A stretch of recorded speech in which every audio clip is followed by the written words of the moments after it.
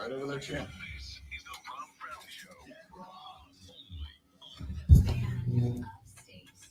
Let's go. We're going to go. Good morning. That'd be great, man. Ladies and gentlemen, welcome in to the Rob Brown radio program is on the air. Happy Tuesday morning, my dudes, my dudettes, my amigos, my amigas. I hope that you are all just living your best life right now. Just out there making good choices, feeling real good. As Booker T would say, good, real good. We got a show lined up today. We got plenty of stuff to talk about. The NHL Stanley Cup playoffs, conference finals are set. The NBA playoffs, the finals are set. And I am, for one, very excited to discuss and debate said NBA and NHL Stanley Cup finals because they're just spectacular. And our conference matchups, to me, are also real good. And I look forward to breaking those down with you over the course of the day today after the Canucks and the Oilers did battle. The final Game 7 across those two tournament brackets went into the books last night, and the Oilers get the better of the Canucks yesterday evening. And we're going to talk about and set up the conference finals over in the NBA. Obviously, we had our Game 7s in the conference semifinals wrap up on Sunday evening. And coming up later on in the radio broadcast, I am quite excited to have a couple of different discussions. One of the things that is a positive about working here in the early morning portion of the day, to me, one of the positives, if there is one, not the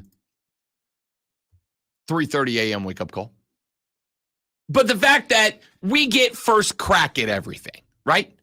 Something happens on a Sunday night.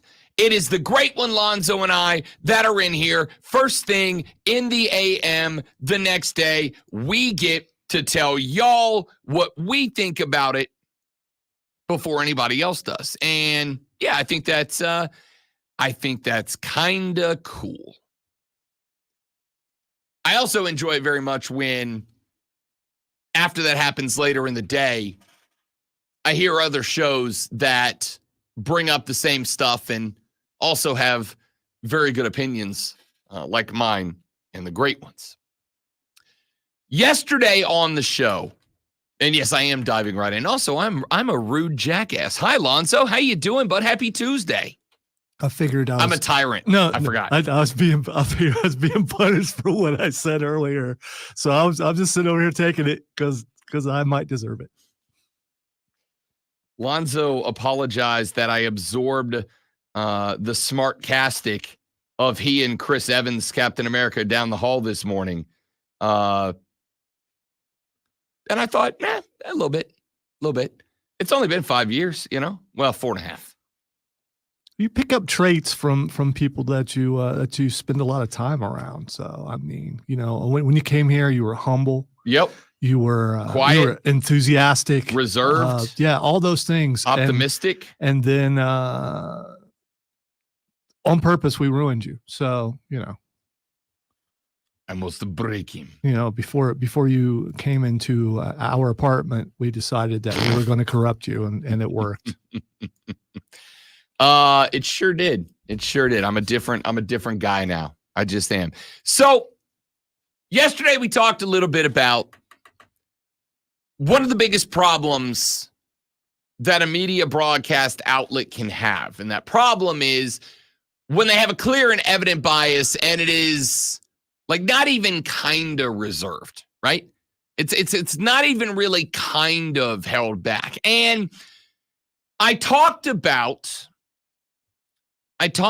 one incident in particular from this weekend's NBA games, an incident in which the largest broadcasting outlet in America embarrassed themselves. And those were my words. I said, I think they embarrassed themselves. And the problem is I don't know that they realize that they embarrassed themselves. And the second problem is I don't know that there is any consequence from embarrassing themselves. Come on, they don't care. I mean, if they're being held accountable for this, the love of the Dallas Cowboys will be next for people to come at them about. It's fair, and it's fair based on the same guy.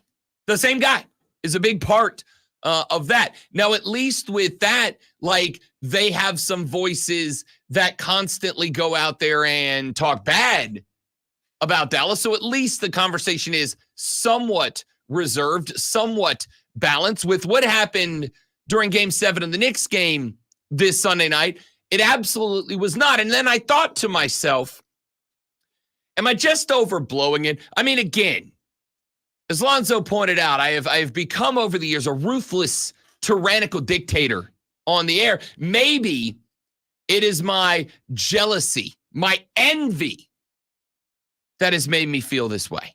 See, I don't know. We've had shows on this station that are no longer on the station that became known as, we'll say, the Clemson Show. Sure. Because of their bias towards Clemson and against the Gamecocks. And it became the identity of that show. I think it happens a lot. I think it happens on TV too. You know, when you tune in to that particular network that you're going to get two things. They're really going to be gung-ho for everything New York. And as I mentioned before, Dallas. I don't know why the Dallas thing is in there, but it's there. Every other story. You're not wrong, but I would say that for a couple of different things. Number one, a show like this one is an editorial show. Now, we may be fortunate every now and then to break some news. Lonzo and I, common to show up on the Wrestling Dirt Sheets. It's pretty common. It is. Pretty much every time we have a wrestler, we end up front page of the Dirt Sheets. It is relatively common, but that is because we are an editorial show. The premise of a show like this is for Lonzo and I to give our opinions on things. And the reality is, based on a million different scenarios, the reality is that sometimes all our opinions about one entity will be positive, or all of our opinions about one entity will be negative. And on top of that, your perspective on our opinions may be different from what they actually are, depending on the perspective that you're looking at it through. But these shows are based on that. And I'm not even mad, for instance, about the regular day-to-day show that this particular individual is on doing his shtick every day, because it is an editorial show, an opinion-based show. Where you lose me is in a different spot. For instance, when we carry a Furman basketball game as the home of Furman sports, or we carry a Furman football game as the voice of Furman sports, yes, we are doing it for Furman. We have a financial, contractual, and very friendly relationship with Furman. But ESPN is not a Knicks station. And so when you go to an NBA playoff game, a Game 7, and it is very, very clearly a pro-Knicks environment. That is a national outlet covering an NBA game and making it look and feel and sound as if it is a Madison Square Garden pregame show. And I came on and I said, I thought that they embarrassed themselves. That was the word I went with. And then after some conversations with some folks, we got into it, and I thought maybe it is my jealousy. Maybe it is my envy. Maybe I think I should be in that spot. And that's why I have this take.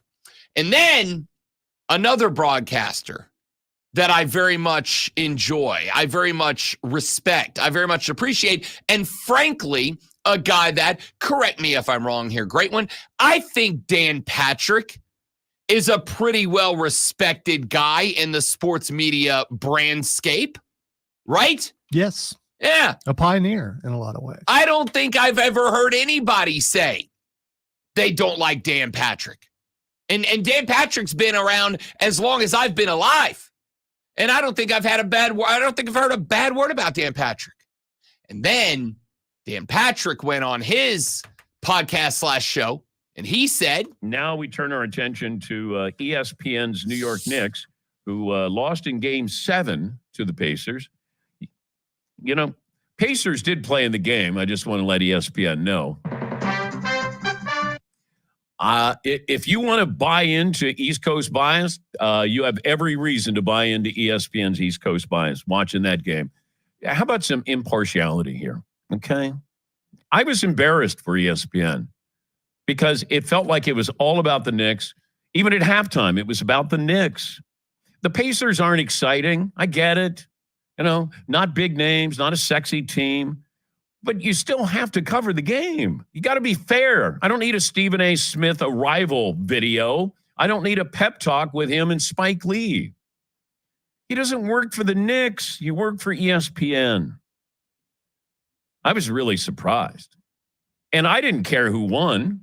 But after that, I was rooting for the Pacers. I thought, you know what? Let's make this uncomfortable for you. yep. Yeah. 100%. 100%. I found myself a Pacers fan by the end of that game for that exact reason, and I am very glad that Dano decided to call him out like that. So will they go the other way during the Indiana game? Will they be all gung-ho for Indiana?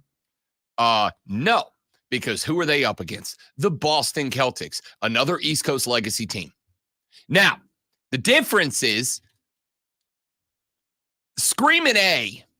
And now that Dan Patrick has revealed who it is that we're talking about, wow, because it was a very heavily guarded secret yesterday. Yeah, a lot of people trying to figure it out. Some good guesses, some bad guesses. Yeah. I left it up to you all to see through the mystery yesterday, and I don't think any of you did. I don't think any of you figured out I was talking about SAS. The veil was thick. It was hard to get through. For sure. Who's the man behind the mask? So Boston doesn't have a representative on that network, or at least not one that they're willing to put on the big show. They got what's his name on the McAfee show. I think he's got a Boston guy on there, but Boston Connor, I believe. Yeah. It is. Yeah. They don't have a guy on that network that they have pumped up to the stature of Screaming A. However, as Dan pointed out there, the Pacers aren't sexy. They got Tyrese Maxey, and they got a bunch of dudes that if you only watch basketball for the stars, don't jump off the page at you. And I would go so far as to say that if we ran that series back and the Knicks were 100%, the Knicks win that series. But the Knicks weren't 100%. They didn't have those stars out there. They were missing some guys, and they lost some guys in that game, and then they lost the game. And it was just a little bothersome. It was a little frustrating for me. And I know that people are going, what do you care, Rob? It's a Knicks-Pacers game. You got no dog in the fight. You know how I've spent the last handful of off seasons saying to you guys that one of the things that absolutely drives me bananas is the fact that I am a fan of a small market basketball team. And I am a fan of a market that is never going to be a big market basketball team. The New Orleans Pelicans are never going to rival the LA Lakers or the Clippers or the Knicks or the Nets or the Bulls. They're never going to rival those teams. We're never going to have the arena. We're never going to have the budget. We're never going to have the stars. We're never going to have the fans. We're never going to have the city. Because while I will go to the grave just screaming that New Orleans, Louisiana is absolutely the best city on planet Earth. It just is. And if you've been there, you agree with me. I also recognize that it is a city that is with a lot of faults. It is a city with a lot of problems. It is a city that those of us that are from there will forever have a love for in our heart, while also looking at it and going, you're the drunk uncle of cities. I need you to be better sometimes. NOLA, we're just never going to have the people, the population, or the capital to be up there with a New York or with a Chicago or with an LA. And so all those times that I've come on here and ranted about the fact that it's like, I don't even get to wait till the end of the preseason. I had that clown on ESPN trying to force Zion out of New Orleans, and where? To the Knicks. Like before the playoffs began. The morning after the Pellies got bounced in round one, I click on to the 4-letter, and what do I have but that goofball on TV going, if you want to be successful, you got to be a Knick. And it's like, do you though? Like, what if, hear me out on this, what if you all stop talking to half the league? Maybe if you didn't just go out there and make a playoff game 7, it's supposed to be the most exciting thing in sports, is a playoff game 7, the most exciting thing in sports. Maybe if instead of taking the most exciting thing that could happen in the NBA playoffs, a game 7, and tuning it in to an absolute Knicks circle, you know what, amongst yourselves, then maybe some other teams could actually compete. And here's a year where the NBA's parity, we're going to talk about this later on in the radio broadcast because the numbers have come in on this. The NBA's parity is as good as it's been in 30 years. The parity is unbelievable right now. And look at the conference finals. You'll see it. The parity is out of this world right now. And yet, you came into this game and you embarrassed yourself. ESPN, you embarrassed yourself because you made it a Knicks show during a game 7. Why? Why are you making life harder for 90% of fans who aren't Knicks fans? Show some impartiality. As Dan Patrick said, you embarrassed yourselves. And I feel totally validated that I have a take that Dan Patrick shared within hours. I assume he listens to the show, but I could be wrong. Rob Alonzo with you. The Rob Brown Show is rolling on. We got plenty to talk about here this morning. It is the Fan Upstate. Prize Picks. All right, guys, quick live read, and I'm coming right back. Stay right there for me. Ladies and gentlemen, America's most popular fan.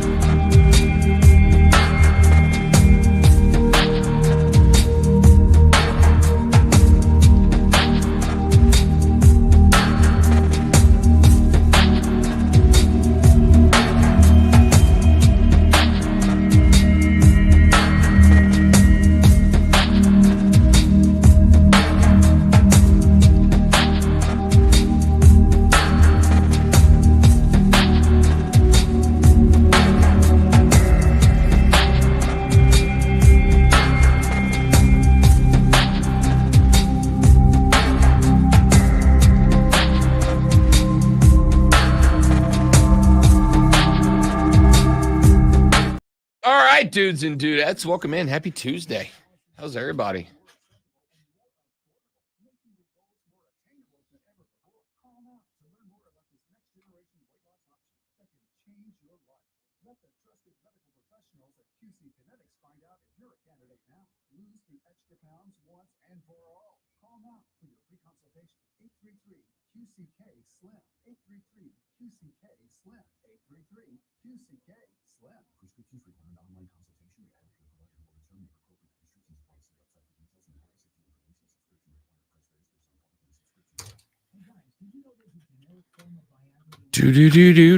Do.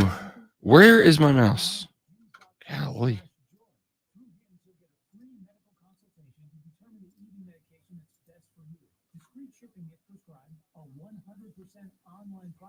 And a range of treatment options, including trusted generic alternatives to the name brands, at up to 95% off. ED is personal, and at Hims, so is treatment. Just go to hims.com/joy and get connected to a licensed medical provider online for free, with zero copay, no expensive appointments, and no awkward face-to-face conversation. To start your free online visit, you need to go to Day 2 of migraine. Apologize for being cranky. I didn't know you were working on a migraine. I'm trying not to complain. eBay Motors is here for the ride with the parts you need at the prices you want. And with eBay Guaranteed Fit, they're guaranteed to fit your ride the first time, every time. Who knows? It could be blood pressure related because my face is really red. It has been all morning. Can't wait to hear what's next on Wire to Wire with Colin. Me neither. Tell me what's coming up. We'll rank our top ACC and SEC quarterbacks. Ooh. Ooh. Were the Braves able to avoid the sweep against San Diego? They were. Barely. They were, though. Yeah. Barely. A win's a win. No, say it's not so. Okay, I'm there. Turn it on and leave it on. Afternoons 3 to 7 on the Fan Upstate. Early birds get the sports scoop. The Rob Brown Show now mornings.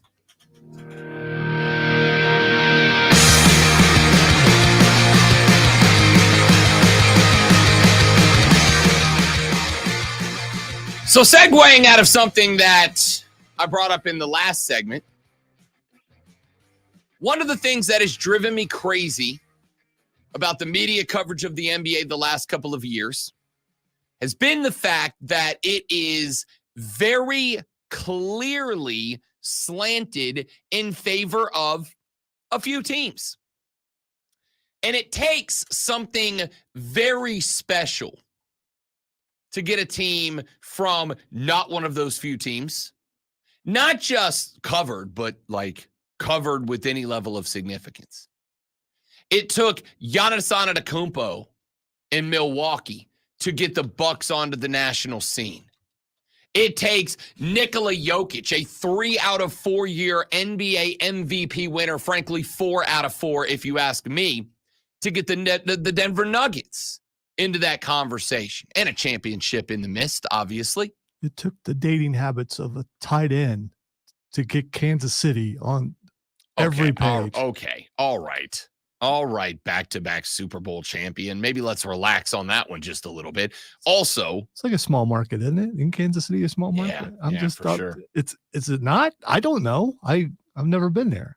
I'm guessing it is. I don't know, but I don't. You can play the disrespect card. You don't get to play the we don't get enough coverage card. I can't turn a channel. No. Before that, they didn't get the coverage that they have now. I'm just saying certain factors can jump in that will cause more coverage. I don't disagree. And when it comes to the NBA, for a team like a Denver, like a Milwaukee, it takes something special. There will be a new champion in the 2024 NBA season. We know that. The Nuggets got bounced in Game 7 by the Timberwolves.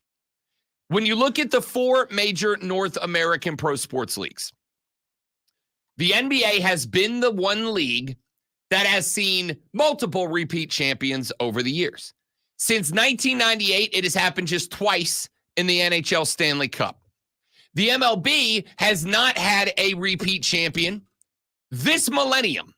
The last ones to do it were the 98-99 and 99-2000 Yankees. The Chiefs just did it. The Patriots did it back in 03-04. It's a little less common in the NFL, but it still happens. Since 1995, the NBA, has had not one, not two, not three, not four, but 5 teams winning consecutive championships. And that does not include the San Antonio Spurs winning 5 titles from 99 through 2013. The Bulls did it 96, 97, 98. Some of you may remember that. The Lake Show did it 2000, 2001, 2002. The Lakers did it again in 2009 and 2010. The Heat did it in 2012 and 2013. And the Warriors did it in 2017 and 2018. The Lakers or the Spurs won the Western Conference in 12 of the 15 seasons between 99 and 2013, including 7 consecutive years from 99 through 2005. The Heat went to the NBA Finals 4 straight years from 2011 through 2014. The Warriors reached the NBA Finals 5 consecutive seasons from 2015 through 2019, and then ran it back in 2022. The Warriors and the Cavs squared off in the NBA Finals in 2015, 16, 17, and 18. 4 straight years of not just a repeat champ, but a repeat finals matchup. I said about halfway through this season that it felt at the time to me like the NBA was at the highest level of parity that it had had in years. The Celtics and the Pacers meet in the East. Over in the West, the Mavs and the Timberwolves.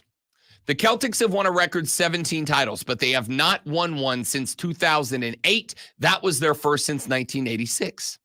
The Timberwolves are in the Western Conference Finals for the first time since 2004. They have 0 NBA Finals appearances. The Mavericks have 2 NBA Finals appearances all time. The last time they won a title was in 2011.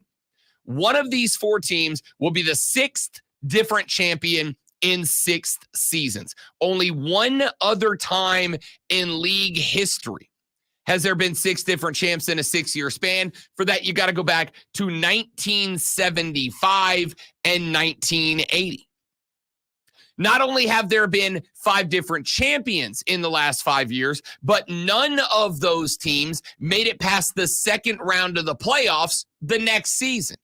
So there has not only not been a successful title defense in 6 years, but there hasn't even been a team that's really gotten close to that so far. You have had the 2019 Raptors, the 2020 Lakers. Remember, that was the COVID bubble. The 2021 Bucks with Giannis, the 22 Warriors, the 23 Nuggets, and this year the Celtics, the Pacers, the Wolves, or the Mavericks. And we don't know which one yet, but whoever wins it, it's going to be the first one that they have won maybe ever, or at least in a long time. The league has the highest level of parity that the league has had since 1975. We are starting to see talent spread around. And I have chalked this up to some degree to the fact that super teams have kind of fallen out of fashion a little bit. Not entirely, but a little bit. The Denver Nuggets have built up the Denver Nuggets. The LA Lakers tried to build a super team. They did win a championship in 2020 with the AD LeBron combo. But I would also point out that they really haven't done anything since then. And a lot of people want to put the asterisk on the COVID bubble championship. I don't care. You went through what every other team in the league did, and you won the championship. It's an earned title. But look around the league. Would you define the Dallas Mavericks as a super team? I would not. They do have 2 superstars on the team. They sure do. But I would also argue one of the things that to me makes you a super team is when more of your stars are brought in as established stars than are homegrown. Luka Doncic is a Dallas Maverick. So you cannot be a homegrown super team. No, you can be, but I Golden State would beg to differ. Absolutely. And that's why I don't beat up on Golden State. like a lot of people do, because Golden State grew their super team around Steph Curry. That is part of the reason that the Denver Nuggets don't get beat up for that, because they grew their team around Nikola Jokic and Jamal Murray. Hell, the Boston Celtics, by and large, grew their team naturally. The Oklahoma City Thunder are growing their team naturally. The Indiana Pacers are growing their team naturally. Hell, the Knicks, who've been taking crap from me, have by and large built their own team. And I think there's something to be said for that.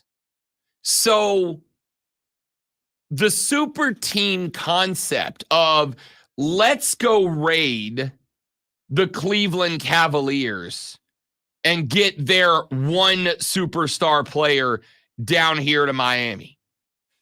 That I'm not going to say it's fallen out. Somebody else pointed out yesterday, it was me, that, well, I didn't point it out. Somebody on the internet pointed it out, and then I ran with it. Of the 15 highest paid players in the National Basketball Association, 14 of them season are over. There is one active player in the playoffs still on the top 15 highest paid players list. Do you know who it is? The Rob Brown Show Home Edition. Grab your pencil, write down your answers. Let's get them locked in. Who is the only player in the top 15 highest paid NBA players list that is still active in the playoffs? Are we ready? Pencils down. The answer is Rudy Gobert. Rudy Gobert. By the way, Rudy Gobert, excellent defensive player, sure. Not exactly a guy that you sign in because he's going to score 11 points for your team in a given night. If Rudy Gobert gets to 18, he had a good game. The super team concept is falling out of style, and I think it's for a couple of reasons. Number one, it's not working, not like it used to. Number two, when you bring a guy in to build a super team, you got to pay a hell of a lot of money. When you grow guys within your program, the developmental stage of their career, you usually get them for a little cheaper long term. So with that concept falling away, and with, I think, more teams looking at what the Spurs did during the Ginobili, Duncan, Parker run, I think more teams are looking and going, yeah, we should probably try that. We should probably make a run at that. Then maybe that's something we should do. And it's working. And it has, to me, increased parity across the National Basketball Association. It has increased parity around the NBA, and it has made it better. And this is why, to harken back to the last segment, this is why I get bummed out when I tune in for a Game 7 between a Pacers team that is doing it that way, that is building up, that is developing young players, that is building an exciting young core, and maybe arrived just a little ahead of schedule. And what do I get but a clown show of a New York Knicks pregame and a New York Knicks halftime, and that guy doing pep rallies for the Knicks alongside Spike? Why? I am frustrated because it's like they actively want to sabotage what has been one of the most competitive and, to me, entertaining years of NBA basketball in a very, very long time. Let's take a break. Your thoughts are welcome on the renewal by Anderson to the Carolinas fan phone, 844-326-3663. Kev's hanging on. We'll get to him and the rest of y'all when we come back on the Rob Brown Show in the Fan Upstate.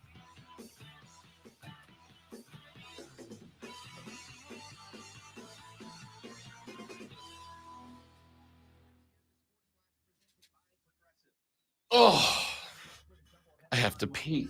I'm sure you were all concerned about me. Good morning, Stephen. How are you today?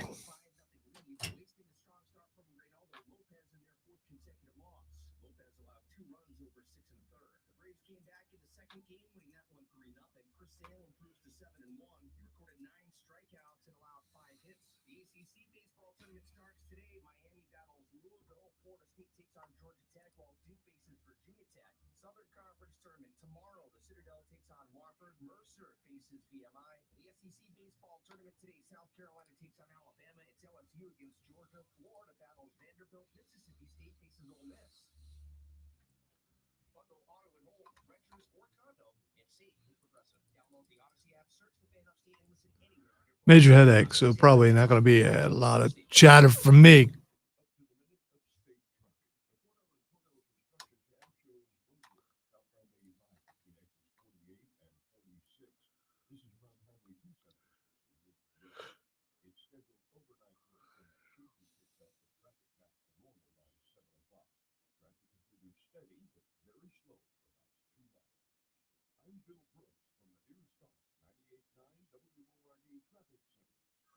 Hey everyone, it's Ted from Consumer Cellular, the guy in the orange sweater, and this is your wake-up call. If you're paying too much for wireless service, you don't have to keep having that nightmare. Consumer Cellular has the same fast, reliable coverage as the leading carriers for less. And for a limited time, new customers receive their second month free when they sign up and use promo code MONTHFREE by May 31st. So why keep spending more than you have to? Seriously, wake up and call 1-888-FREEDOM or visit consumercellular.com. Access fee to the third party charges will apply. See website for additional details. If you need bold banners to boost your business, but you're on a budget, think Staples. Posters, flyers, signs, and menus for less? Think Staples. Staples can print anything you need to move your business forward. Now at Staples, save $50 on your print purchase of $150 or more. Same-day service available on hundreds of items if you order by noon. And all backed by Staples Print Perfect Guarantee. So it's done right or it's printed again free. Staples, your local print and marketing expert. M61, visit staples.com/print for details.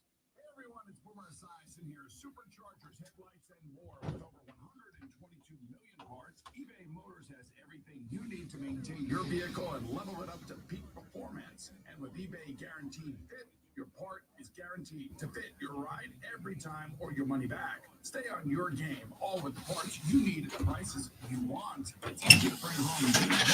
Keep your ride or die alive at ebaymotors.com. Eligible items only. Exclusions apply. From the Eagles Market Studio. Punch your ticket to the best local community. 97.7 FM Greenville, 97.1 FM Spartanburg. We're streaming wherever you are on the Odyssey. Talk to Robin Lonzo. Call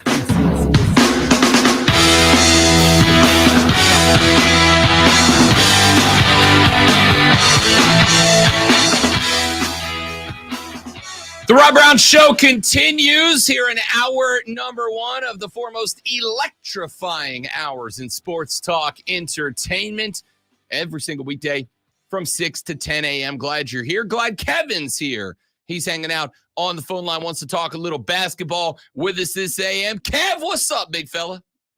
Shit, going ham already, bro. That's what we do, buddy. Losing my mind this morning, going a little crazy.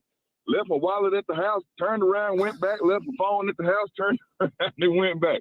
So I done started my day, I guess, the right way. I'm loose now. I'm ready to go get it. I like it. Let's be real. You just that's a good thing. You just did that, so you got to spend more time in the car listening to the show. I appreciate that, Kev.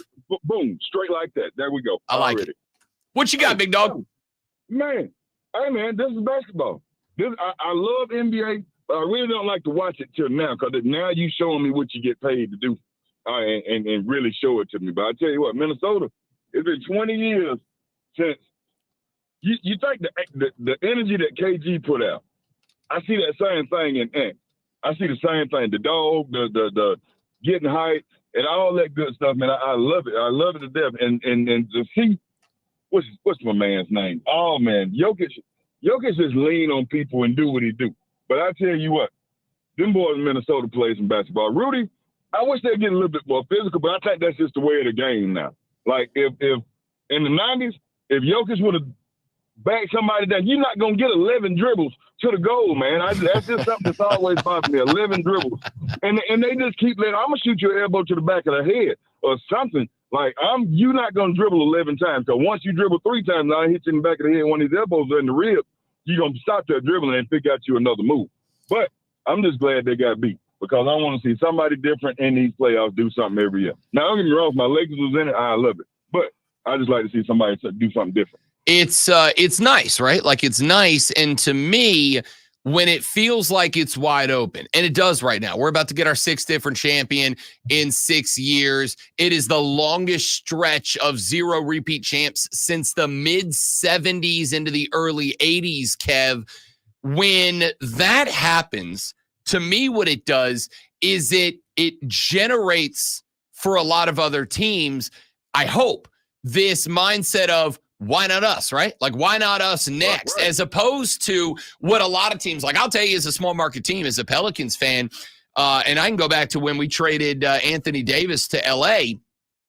When that move happened, we as Pelicans fans went, all right, 6 more years of waiting to find our next superstar to have like 2 years of opportunity, right?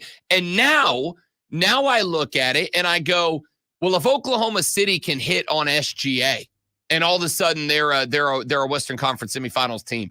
If Dallas can get a Derek Lively, a guy none of us talked about coming into the league this year, has turned out to be one of the better rim protectors in the NBA, and he's got, along with Daniel Gafford and Luka, obviously, he's got Dallas in the Western Conference Finals. If those teams can make that move and just you can get close enough that one guy hitting can take you from pretender to contender, I hope that what it does is it takes the teams like New Orleans and it takes the teams like the Bulls and it takes all of these teams that have been on the outskirts for so long and it makes them go, we don't have to wait and build for 6 years and save up a bunch of cash to give it one shot. We can build a team. We can find the right rooks and the young guys and build a team around a guy, which is part of the reason I think the Pelicans are looking at trading Brandon Ingram, because he's up there in the years at this point. And if you go grab yourself 2, 3, 4 draft picks, you just got to hit on a Derek Lively and you're right back into the conversation. And that to me is why I'm so excited about the parity in the league right now.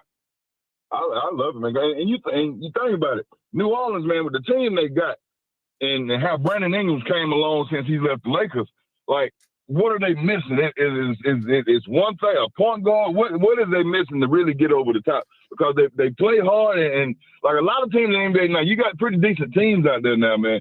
So it's just the talent is spreading out, and then things are getting better. You don't have that one Michael Jordan or that one Kobe or there's people like that that's just gonna be on that one team. Everybody's balling now. Yeah, Before and listen.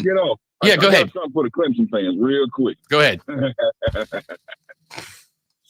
If Brad Brownell, Brad, if Brad can hit this portal and make his team better, why Dabo can't do the same thing?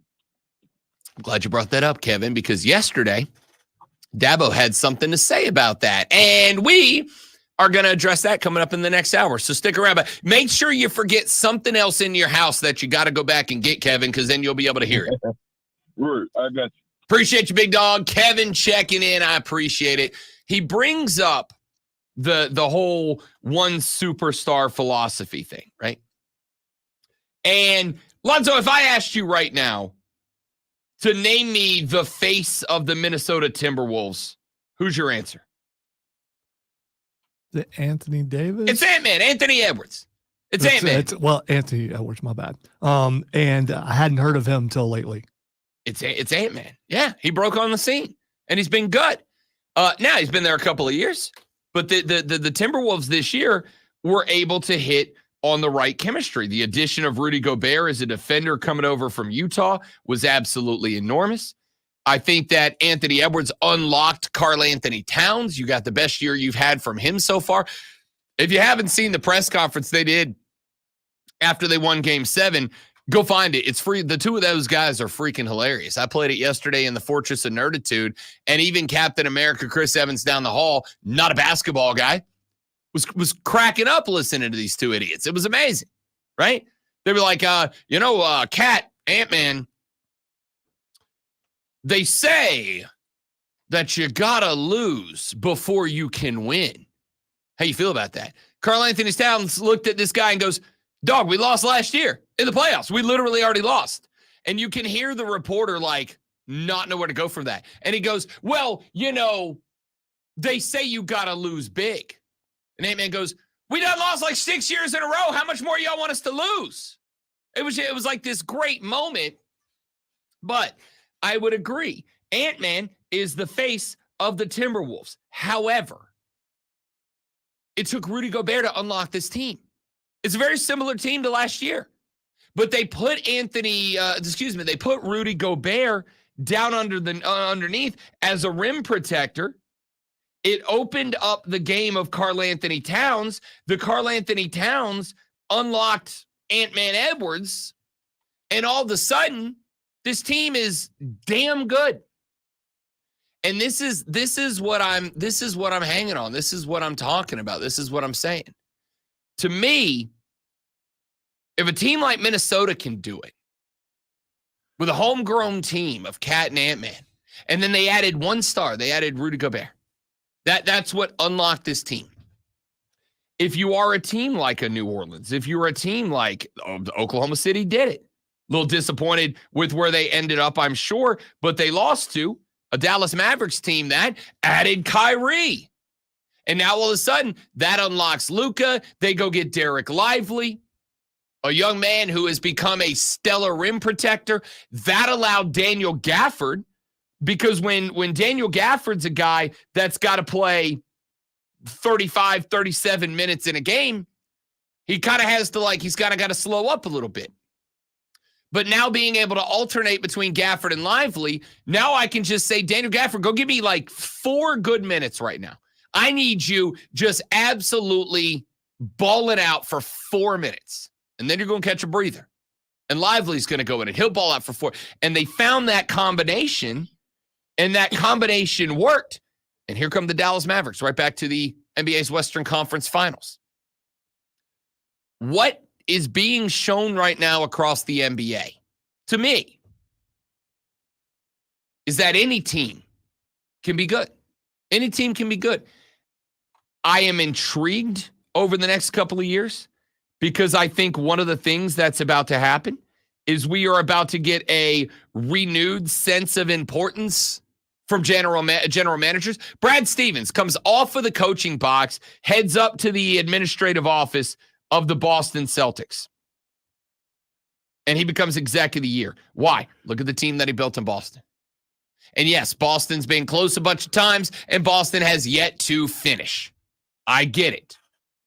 Boston has yet to finish. But they've been damn close a number of times, and maybe it's just me.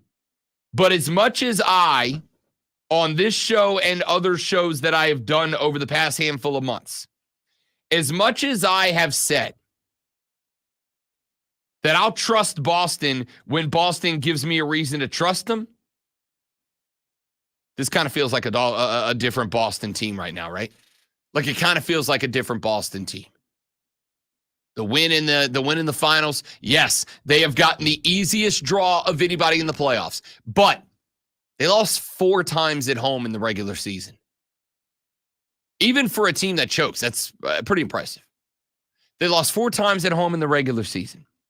It is the NBA playoffs, and even when teams are dinged up, a la the New York Knicks, there's still NBA players on the other roster. One of the things Cody Decker loves to point out, and I've adopted this from him because he's spot on about it, is when we talk about baseball teams, and we talk about a bad baseball team, we talk about a Chicago White Sox or Colorado Rockies. Deck loves to point out that even though this team is bad, you are still talking about an organization that has a group of 20 some odd of the best baseball players on planet Earth. 20 some odd of the 1% of the 1% of the best baseball players on planet Earth. NBA teams are the same way. The worst team in the league still has 15 of the best basketball players on planet Earth on the bench at any given point. And sometimes it's just a matter of like that one thing. I just gave you the illustration with Dallas. The illustration with Denver is right there. The illustration with the Timberwolves is right there. Derek White might be the illustration for the Boston Celtics. Because the Tatum Brown thing has been pretty good the last couple of years, but just not good enough. And then out of nowhere comes D. White. And D. White kind of looks like maybe he was the missing piece that has allowed those two guys to really unlock what they're capable of. Every team has got to be looking at the teams that are good right now and thinking to themselves, why not us? There's a chance. And I know, for instance, that on paper, this year's draft is not very good. This year's draft is lacking in Victor Wembanyama's, in Brandon Miller's, in Scoot Henderson's, in Amen Thompson's. It's lacking in those guys. But I would like to point out to you that it was the 12th overall selection of last year that led Derek Lively to become a member of the Oklahoma City Thunder. It was the 18th overall selection that sent Jacquez Jr. to the Miami Heat. It was the 19th selection that sent Brandon Podziemski to the Warriors.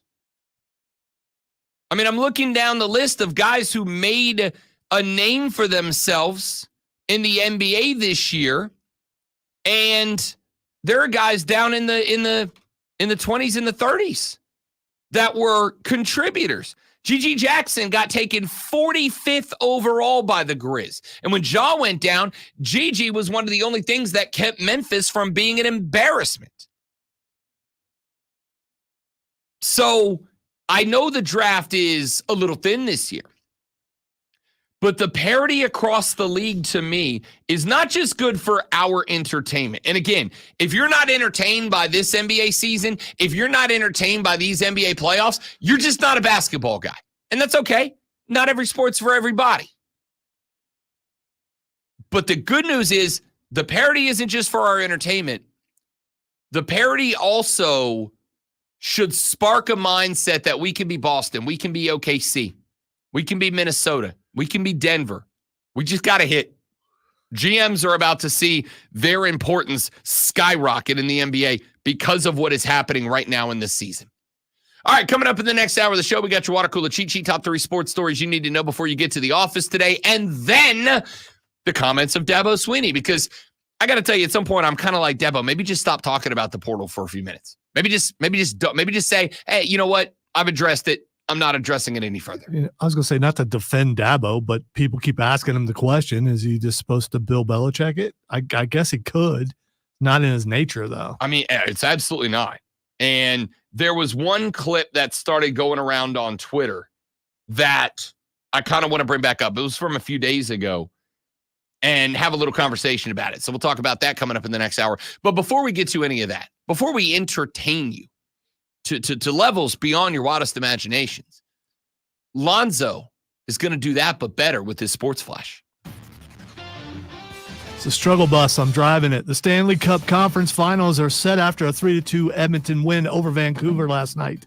The Oilers held a 3-0 lead into the third period until Connor Garland and Flip Hronek got 2 back, but the Canucks were unable to find the equalizer. Edmonton will take on Dallas in the Western Conference Finals starting Thursday. On the other side of the bracket, the Florida Panthers and New York Rangers begin the Eastern Conference Finals tomorrow night. The NBA playoffs continue tonight at 8 with the Eastern Conference Finals between Indiana and Boston. Boston opens as a double-digit favorite in the game and a -900 favorite to win the series outright. The Western Conference Finals begins tomorrow night at 8:30 with the Timberwolves favored over the Mavericks by 5. And make sure you tune in this afternoon from 3 to 7 for a brand new local show, Wire to Wire. Cole Bryson and Diesel get you up to date on the latest local and national sports news. Great guests, great debate, and a whole lot of fun. And it's all Wire to Wire.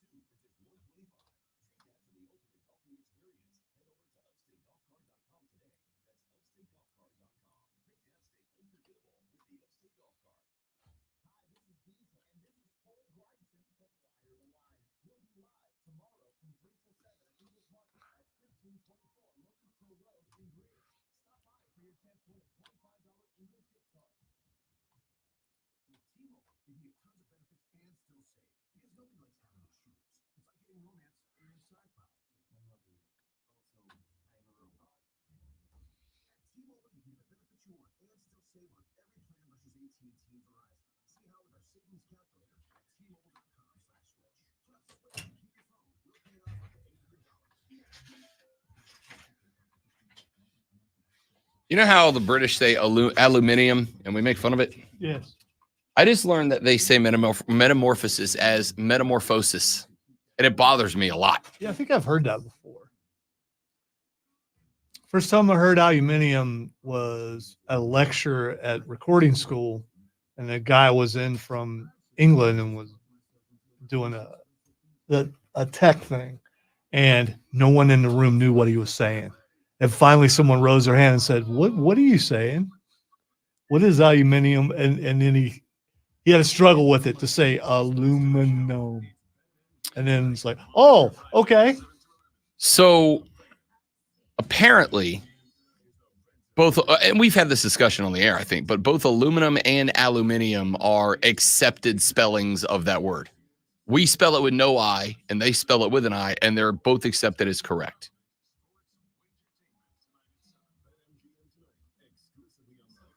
Which country invented aluminum? It's a naturally occurring element. I know. Unlike when Ben Franklin invented electricity, which makes it American. That's what Mama said. No, actually, Mama is the one who created electricity.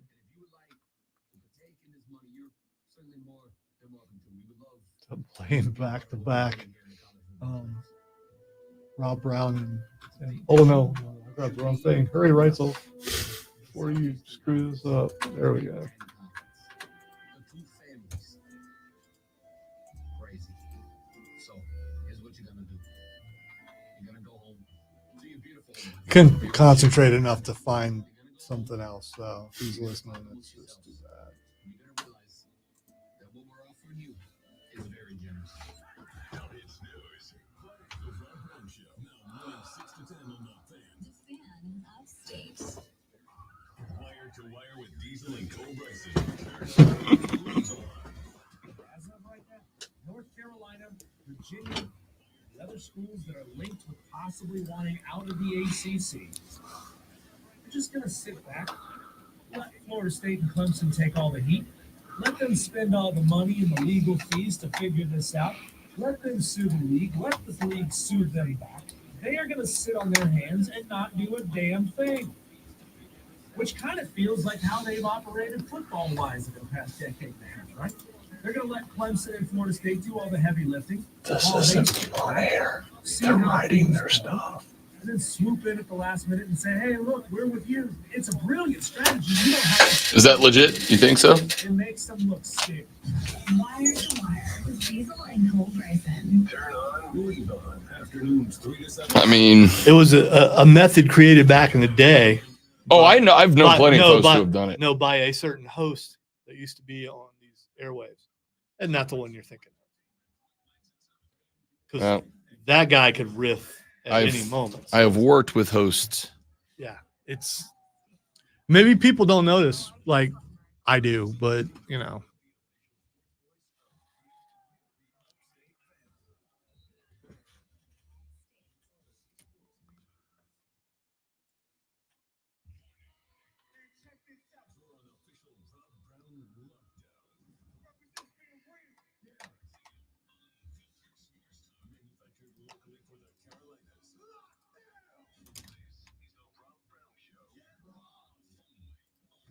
Yeehaw! That was an aggressive yeehaw out of the gate. Ladies and gentlemen, welcome back. That's an aggressive. That is an aggressive yeehaw. You are not wrong. Welcome back to Rob Brown Show's on your radio. It is the Fan Upstate. Spectacular to have you, my friends. I am Rob Brown, the great one, Lonzo on the other side of the metaphorical glass, slapping the sign and playing like a champion today. As you were, the number of migraines I've had in my life is countable on one hand, but they're debilitating for me. And yet here sits the great one, Lonzo, fighting the good fight, captain of the struggle bus this AM, and yet the show's on the air and sounding as spectacular as it always does. We are under the gun everywhere. So, I mean, it would have to be, I would have to be unable to drive to let this stop me from, I may say some things that are really stupid, more so than usual, but I mean, I do it all the time. I've made a career out of it. Most people probably won't notice. So we're good. Fair enough. It is 7:01 in the morning. You are 58 minutes and 8 seconds away from clocking into work.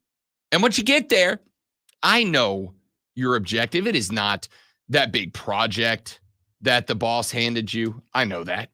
It is not making sure that client lunch meeting goes well. You've already done that. Your first objective is just make it a little while so you can take that first break. So you can walk down the hallway. So you can go meet your buddy, Tim, from Accounts Receivable. Because he's your sports guy, right? He's your golfing buddy on the weekends. And he's your sports buddy at work. And you're going to want to sit there and you're going to want to talk some sports. Well, if you're going to want to talk some sports, you're going to need to know what's going on in the world of sports. And if you need to know what's going on in the world of sports, well, we've got your back. That's why we do this. Are you ready for the playbook of the peculiar, the almanac of the absurd, and the encyclopedia of the extraordinary? Well, you better be, because we're diving headfirst into the 3 top stories that will have your coworkers saying, "Oh, man, I don't know what is that?" before they take their first bathroom break. No.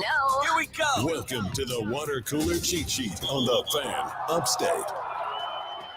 It is the water cooler cheat sheet, the top 3 sports stories that you need to know before you get to the office and start talking sports with your friends or your coworkers or your friendly coworkers, your workplace proximity associates, whoever it is you talk sports with. This is what you'll be talking about. You can talk sports with frenemies. I mean, frenemies implies you got something in common, and maybe sports is it. You got any real frenemies? Like a real frenemy? I think everyone's my frenemy. It depends on what day it is. So, I mean, that's fair. Adversarial relationships is radio, I think. You're not entirely wrong. You're not. Like a good frenemy can bring out the best version of you, can also bring out the worst. Sometimes it's the same version. Let's get to item number 1, shall we? Big meetings happening right now that could impact, could shape, could change the future of college football.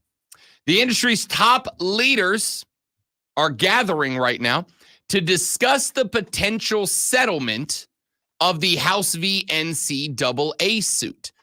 And if a settlement is accepted, not only would a $2.7 billion payout be authorized to former college athletes to compensate what has been labeled by the court system as damages for preventing their ability to effectively make money using their name, image, and likeness.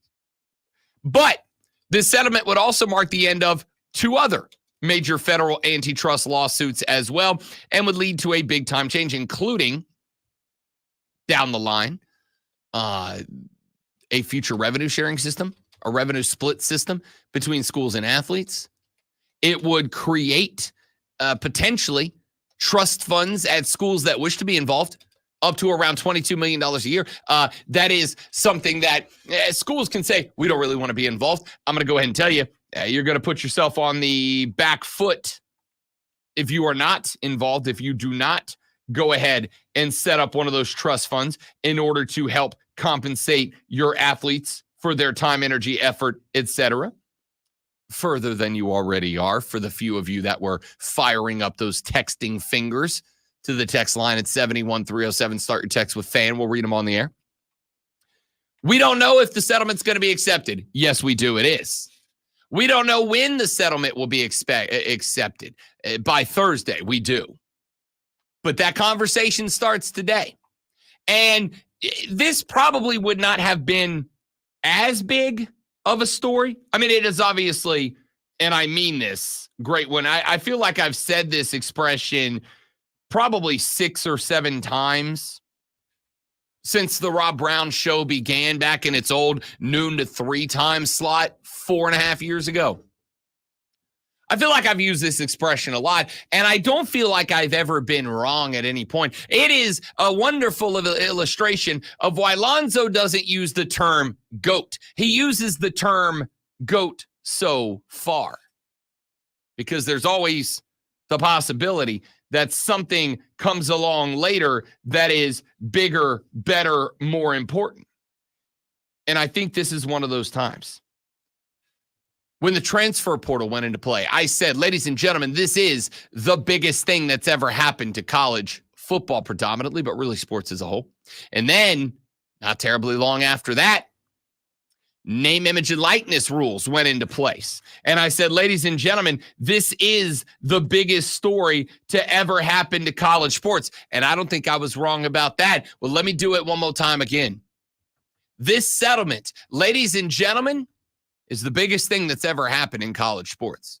It is bigger than the portal. It is bigger than NIL. I absolutely believe that whatever the next iteration of college sports is, predominantly college football, maybe college basketball, it happens in the next 3 days. It happens as this settlement is being discussed.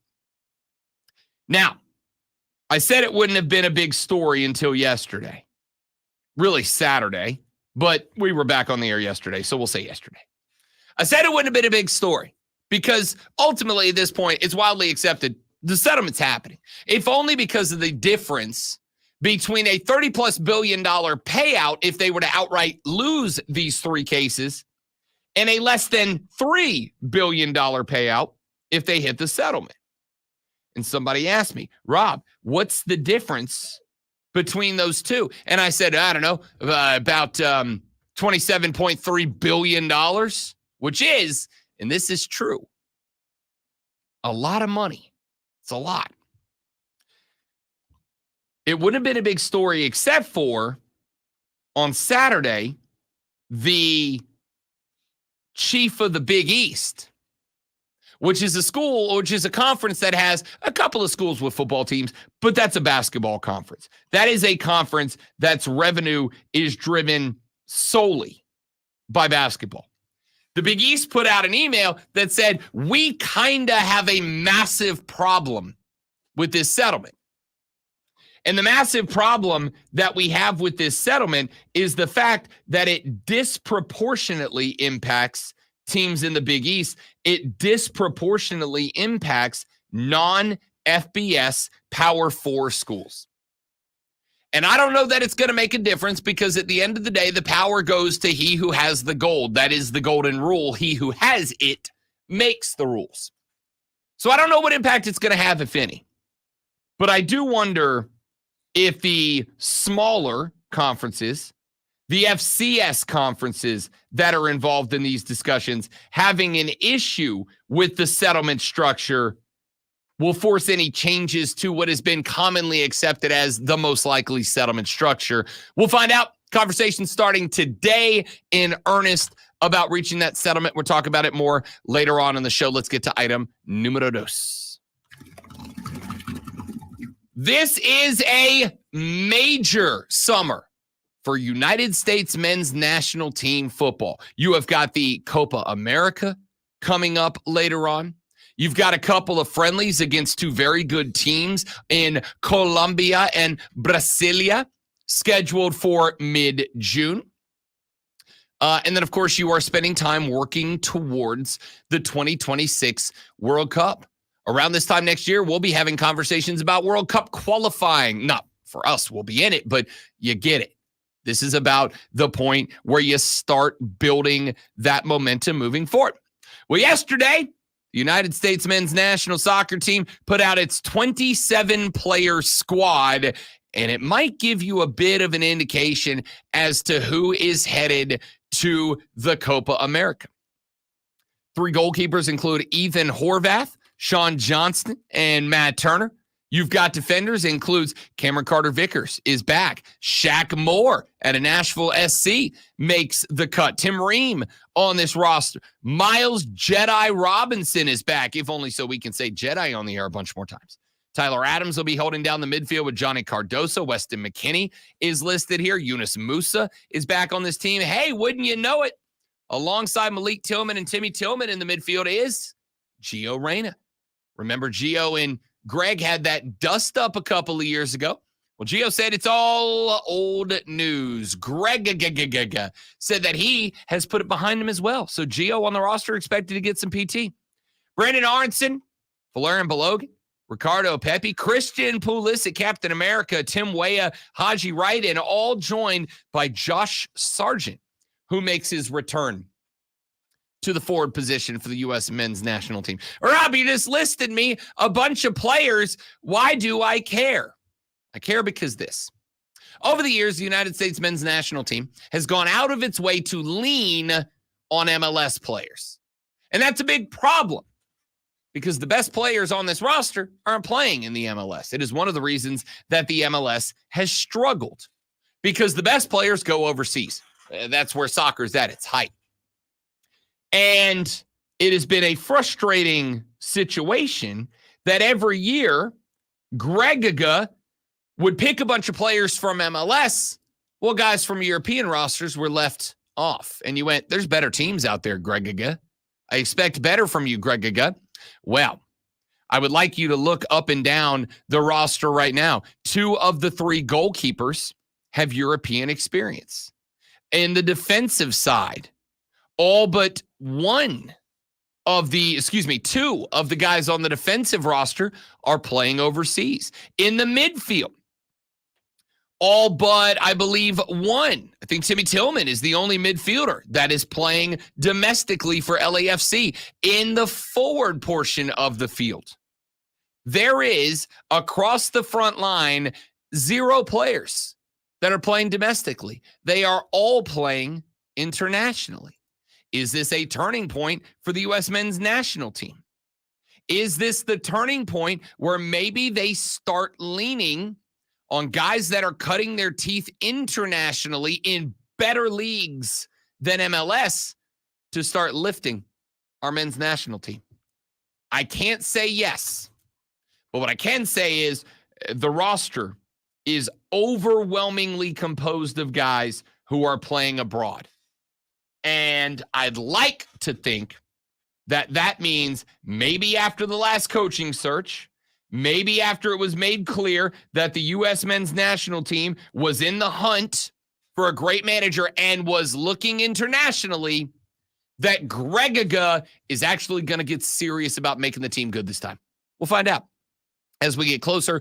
June 8th against Colombia, June 12th against Brasilia, and then on the 27th, we will find out who our Copa America roster includes. Let's finish up with item number 3.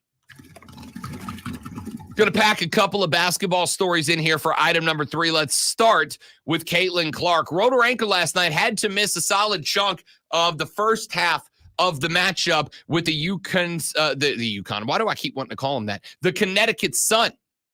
Had to sit, rolled the ankle up. As any of us that have dealt with rolled ankles before can tell you, that sucks like a lot. It's real hard to play on. And then ordinarily, inflammation around that ankle stiffens it up. Caitlin Clark did come back into the game. She scored 17 points, recorded 5 assists. However, the Fever fell 88-84 to the Sun. Clark was, during the injury, unable to get to her feet unassisted. She did limp to the locker room after being helped up. She was able to return in the third quarter. The Fever went on a bit of a run after she did, but just could not get there. The Fever have now a pair of losses to both the Sun and the New York Liberty. Here's the fun thing. Those 2 teams have a combined record of 7-0. They are the 2 best teams in the league.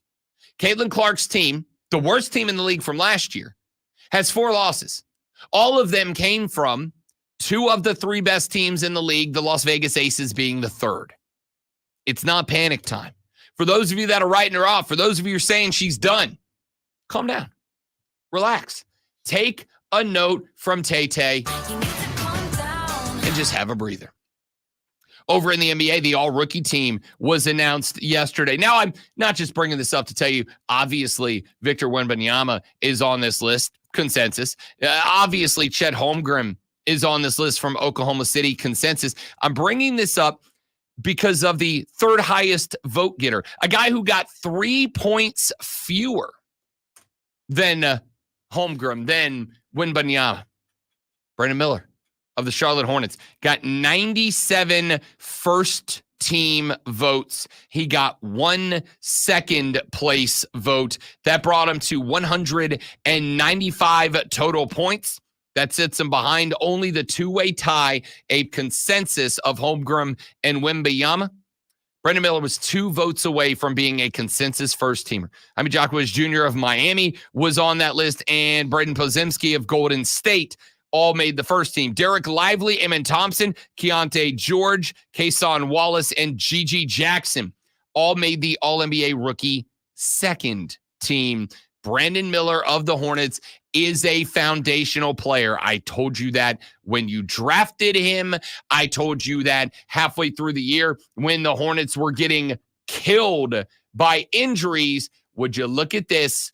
I said he's a foundational player. There's a rookie of the year guy right there. And of course, your NBA playoffs get tipped off this evening. Indiana is at Boston, an 8 p.m. tip on ESPN. Boston opens as a 10.5 point favorite. But whoa, golly, would you look at this? The line has moved down to 9.5 and edging towards 9. The over-under this game set at 220. So what do you take? Do you take an Indiana team that just went 7 against the Knicks and is just rolling into the next series after a couple of days of rest? Or do you take a Boston team that's been off for a week and a half? Rest versus rust. What matters more? We will find out tonight with the Pacers and the Celtics at 8 p.m. Let's take a break. When we come back, talk a little bit about this Dabo Swinney transfer portal thing, because welcome to the offseason, ladies and gentlemen. It is the biggest story in college football right now. So let's talk about it.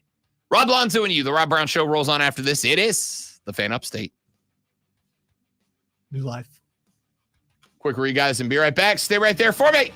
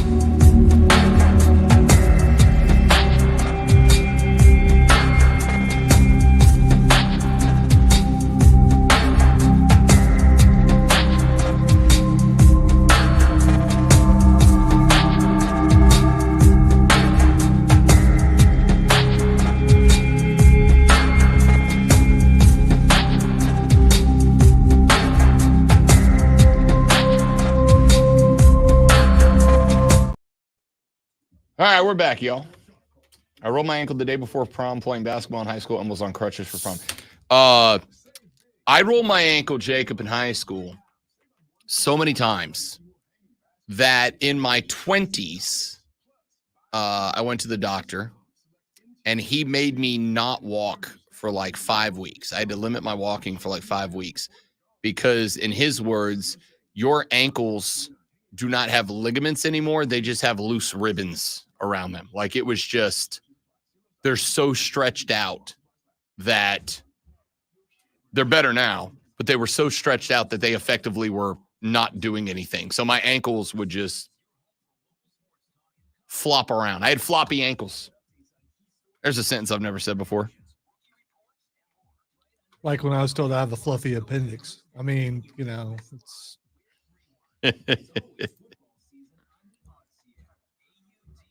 so you walk like a droid. I did. I had to wear 2 ankle braces on both ankles when I played basketball. I had to put an ankle brace. I had to put a like a fabric brace on, and then I had to put a wire brace on top of that to play basketball. Because if I had any momentum laterally, my ankle would just roll over. It got to the point where rolling my ankle stopped hurting. It just happened.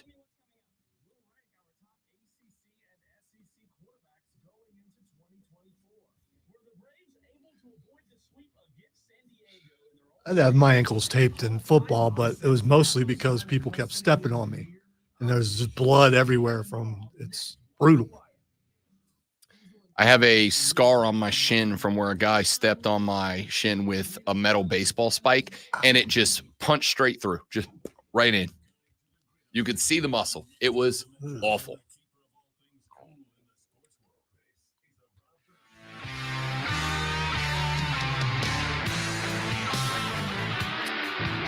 I don't know about you, but I'm almost kind of over talking about Dabo in the transfer portal at this point. And let me tell you why. And then we'll get into the discussion that is ongoing. The reason why I'm kind of over talking about it is because there's nothing I'm going to say or you're going to say or we're going to say, or he's going to say, or she's going to say, or they're going to say, that's going to get Dabo to change his mind. Dabo is the type of cat that, and we all know this guy, and I'm not passing a judgment on it, I'm just giving you my opinion. Dabo's the kind of guy that is, in his opinion, he's never lost an argument. Dabo's the kind of guy that's never been wrong. And that's okay. I think you almost kind of have to have that attitude to some degree to be successful at the highest level of, frankly, anything.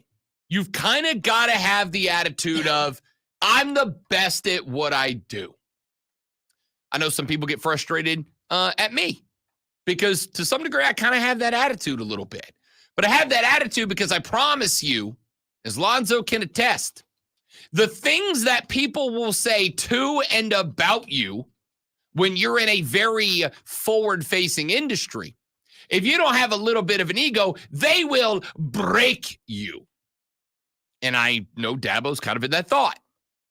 So, the reason I'm kind of over talking about it is because A, nothing we say is going to change his opinion. And B, I've kind of reached a point where this year is make it or break it for Dabo Swinney. This year is the year that I think, or at least I should say to me, Dabo is going to prove that his philosophy is just fine or that it does not work in the modern era of college football. One or the other. Now, I do want to push pause for 1 second. Because we talked a little bit about this last week on the show. You will remember from the ACC meetings, the interview that Dabo did. And he said, you know, it wasn't intentional that we are one of only 4 teams to not take a transfer player, and the other 3 of them are military service academies, where if you wanted to transfer and play ball at a service academy, it literally takes an act of Congress. Literally, you have to have a congressional representative sponsor and endorse you. So the only school that's not a military academy to not take a transfer in. And then he went on and he made what I think was a little tongue-in-cheek joke about, we just signed a whole class of transfers. They're all transferring from high school to college to be here. And you can't even say it without something dripping. Well, again, I think he said it tongue-in-cheek because I'm going to be real with you. The longer this goes on, the more I think Dabo's kind of a troll a little bit. I really think he says these things just to rile up the college football fan base. If you watch the clip, he's smirking. 100%. Yeah, so of course he's trolling. 100%. So, before we go further down that path, there is a subsect of Clemson fans that I would like to speak to for a minute. The subsect of Clemson fans are the fans who, after we had that conversation last week, said, Rob Brown, you act like Dabo didn't win us 2 titles.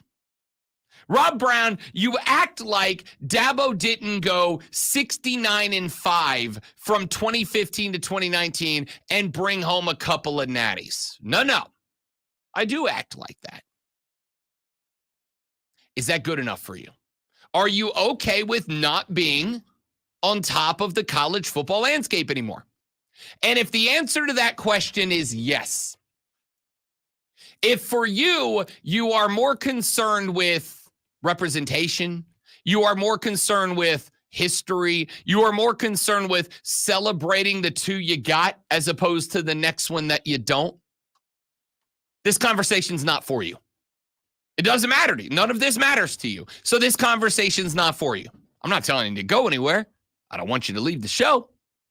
But if you are the dude that was hitting me last week with, Rob, we were 69-5 over 71 games. We won 2 national championships. We cranked out a ton of first-round draft picks. That is spectacular, and you should be proud of that. But if that is where you are hanging your hat moving into 2024, then the next handful of minutes of radio ain't for you because you don't care. That's an old man on the porch reminiscing about what used to be. Things have changed in football. You either change with it or you get left behind. Unfortunately, that seems to be the way. Let me tell you what happened when Florida State had a bunch of coaching changes and they tried to lean back on, remember what Bobby did for us. Bobby made us what we are. Bobby won us natties. Bobby did this. Bobby did that. Hey, you know what happened? Florida State sucked for a long time, like a long time. They got lucky to have a Jameis Winston win him a natty in 2013. And outside of that, they've been bad. And it took them a long time to get back to not bad. So if you are fine going through that whole thing, then cool. This conversation doesn't matter to you.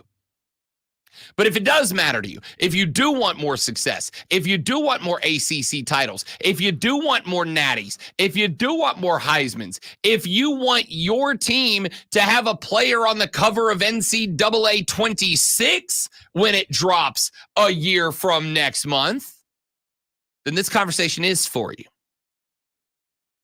So Dabo said yesterday that in his opinion, most of the transfer portal guys aren't good enough to play at Clemson. And I want to say he's actually right. I actually agree with him. The majority of guys that go into the portal are not good enough to play at Clemson. He is correct. And I'm very glad that what he didn't say is none of the guys in the portal are good enough to play at Clemson. He is absolutely correct in saying most transfer portal players aren't good enough for Clemson. I respect that. And he's right. They're not. But let me tell you where you lose me on that. Where you lose me on that is when I go look at the transfer portal players, guys who are transferring into schools. Clemson. Lonzo, I'm going to put you in a spot where you get to maybe have the most fun in a single sentence that you've had in a long time. Is Clemson better than Ohio State right now? Man, I want to laugh, but it will hurt so bad. So just consider me. You hear the sound of my laughter? I do. Yes, that's me. That's me. laughing. Maniacal, I describe it as. But if you want to look at it from the standpoint of national championships, right now they're both in the same boat. Ain't neither one won one in a while. Going into 2024, who's more likely to get the next one, Ohio State or Clemson? Ohio State. Correct. Who's in a better spot right now, Clemson or Alabama? Wow, I don't know. Yeah, you do. It's Alabama. There's no The only reason you can say no is because Caleb DeBoer's in his first year, and that's fair. But as a team, talent on the field, who's in a better spot, Clemson or Alabama? All right, again, not trying to be argumentative, but there was some departures when Nick Saban left. So this is more of a wait and see for me. More than likely, Alabama is in a better position. I will accept more than likely. The answer is yes to me, but I'll accept more than likely. Who's in a better position right now, Clemson or Texas?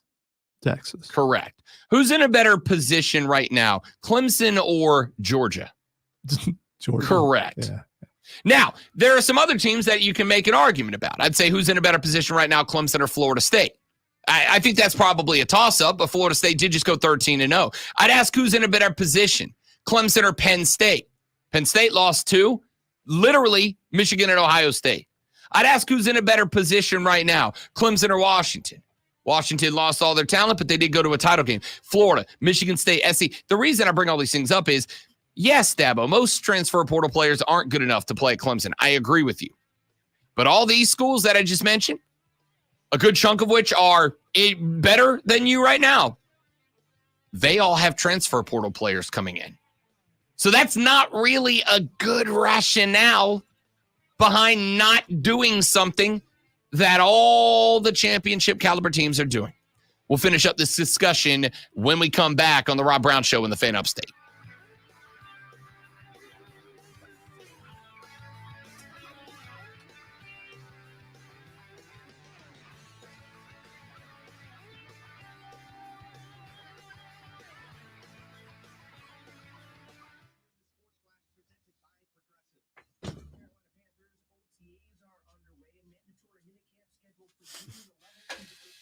Well, Jacob, they're gonna have the opportunity to get challenged here.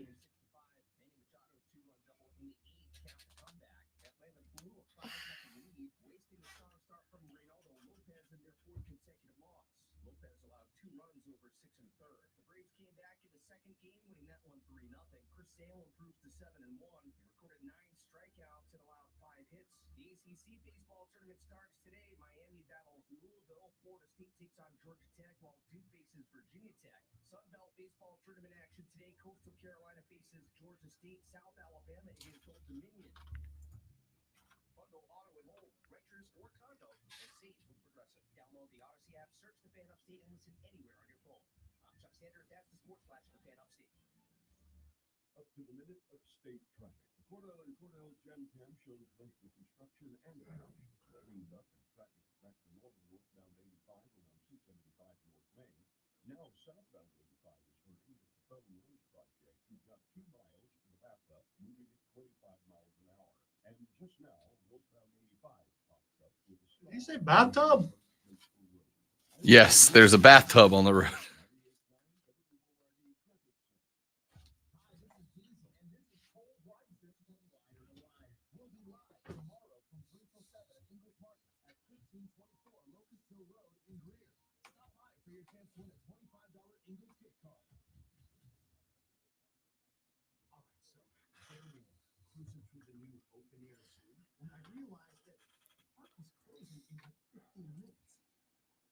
Luckily, we were in my Nissan Road. With its power, VC turbo engines, we had time to see all the animals. Whoa! And out front of you! Did that guy just insinuate that he went to a drive-through zoo and then was charged by an elephant? I think so. He has quicks though, so he was all right. Because elephants are slow. Everyone knows that. Elephants are not slow. Sarcasm. They're terrifying Yeah, I know. as a whole.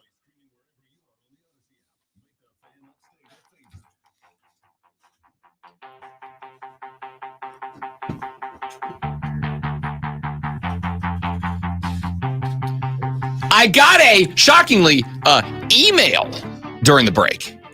Email. You can email me, rob.brown@thefanupstate.com. My email address is always open, by the way. If you get something late at night, maybe knock down a couple of glasses of bourbon and have an epiphany that I was very right or very wrong about something, the email's always open. rob.brown@thefanupstate. It is the very first thing that I do when I get in the AM is to run through the email inbox and see what I got. So if you ever have a thought you want to drop, maybe it's too long for on air, maybe you don't want to come on the air, but it's too long for a text, rob.brown@thefanupstate.com. Email me anytime you want. Drunk, sober, I don't care. Have at it. That's why it's open 24/7. So I got an email from somebody who was very clear, and I'm not going to read it because they asked me not to, but I'm going to paraphrase and address it. Nonetheless, the emailer wrote in and said basically that I just don't get it. The emailer wrote in and said that Clemson has more pride in being Clemson than the pride that another national championship could bring in. And that if you win a championship, but you don't do it the Clemson way, that there is no point in winning a national championship at all. You're gonna give yourself carpal tunnel over there, bud. So I want to address that. Texter, no, emailer, you, guy, or lady, I don't know. Too late. You gave it away. Individual, person. If that is your stance, cool. Okay. Like, great. Here's what I'm not going to do. What I'm not going to do is come on this radio show every day and go, you guys are you're doing great, sweetie. You're so amazing. I love you. You're just the best. You just have an image that everybody wishes that they could reach to the top of the mountaintop and be like you. I'm not going to do that, okay? If you don't care about winning a natty, if that's not your objective, that's fine. But you and I can't communicate about this. We can't do it. We can't do it. I don't know what to... Listen, yes, I want to have pride in my program, of course. But to say that doing it my way or the highway is the only way, I think is a little silly, especially when the thing you're standing up against, like, isn't a big deal, right? It's not a big deal. It's one thing for someone to take a legitimate stand on principle and ride that to the bitter end. I'm good with that. I'm good with that. But it's like if you took a stance of, I'm not wearing blue and I'm taking it to the grave. It's like, that's a real dumb thing to take to the grave, bud. And that's kind of the spot that I'm in, is I feel like there's this mentality and you guys are willing to take the only certain people are good enough for us to the grave. And when you go from a record of 69-5 over 71 games, and then you turn it around and you go 30-10 in the last 3 seasons, what do you want me to chalk that up to? Where do you want me to hang that? If you look at the last 3 years and you don't see a failure, then this segment's not for you. Hold on, Rob. But Clemson's been in the playoffs more than any other team. Cool. They're 30-10 in the last 3 years. Yeah, but Clemson's won 2 national championships, 3 if you count the one that Danny got him. You're 30-10 in the last 3 years. I just think you're dwelling on the negative when you don't see all the positive that Clemson has done. So I think there is absolutely nothing wrong with celebrating achievements of the past. There's nothing wrong. Hang the banners. Talk about it. Sing the songs of glory and victory as long as the day is. I'm good with all of that. You But might be dwelling perpetually in 3rd to 4th place in the ACC, which is where you used to be. That you've been there more than you've been to championships, but that will make you dwell on the other part. I think more. one of the problems here is that a lot of Clemson fans think that when you say, I expect you to be doing things to be better moving forward, that is the same as saying you should not be proud of what you've done in the past. That's not true. That's not true at all. You should absolutely celebrate your natties, your ACC titles, your string of trophies you put together in the conference. You should celebrate all these things. You should celebrate your victories over the Gamecocks. You should celebrate all the things that Dabo has accomplished during his time in charge of the program. But saying that you should point the ship in a better direction is not saying that you should burn everything that's happened in the past to the ground. It's not the same thing. And so when I get a head coach who says, we looked in the portal. We made a pass at some guys, but we weren't able to talk anybody into our squad, and we're not really concerned. And most of the portal guys are good enough to play for us anyway. Again, so that we're clear, you are correct. The overwhelming majority of guys in the portal are not good enough to play at Clemson. And that is something you should ride into the dirt. Could you make an entire team from the portal and beat Clemson? Honestly, probably not. Probably not. Could you take an entire team from the portal and beat any I think you could beat I think you could make a portal team and beat a Vanderbilt. I think you could take a portal team and beat a Boise State. Like a small town school, right? There were in the portal through this year. If you look at only 4-star athletes, if I'm looking at 4-star athletes, I'm still scrolling down. I have just scrolled through the first 100 players in the transfer portal. I have to drop down to player number 121 before I find my first 3-star player in the portal at number 3. You are telling me in a portal that contains 121 4- and 5-star athletes that there's not guys good enough to make your team better? That there's not guys that can, and I get it. The concept of loyalty, right? We want to be loyal to our guys that signed on out of high school to come play here. I want to be loyal to them. And that is okie dokie, just fine with me. I'm good with it. I respect and commend people who show loyalty. I am good with it. However, do you want to win championships, or do you want to have everybody talk about how loyal you are? You have lived here all this time and you just don't get it. I know that's what that email just there told must me. be there's something wrong with you, Rob Brown.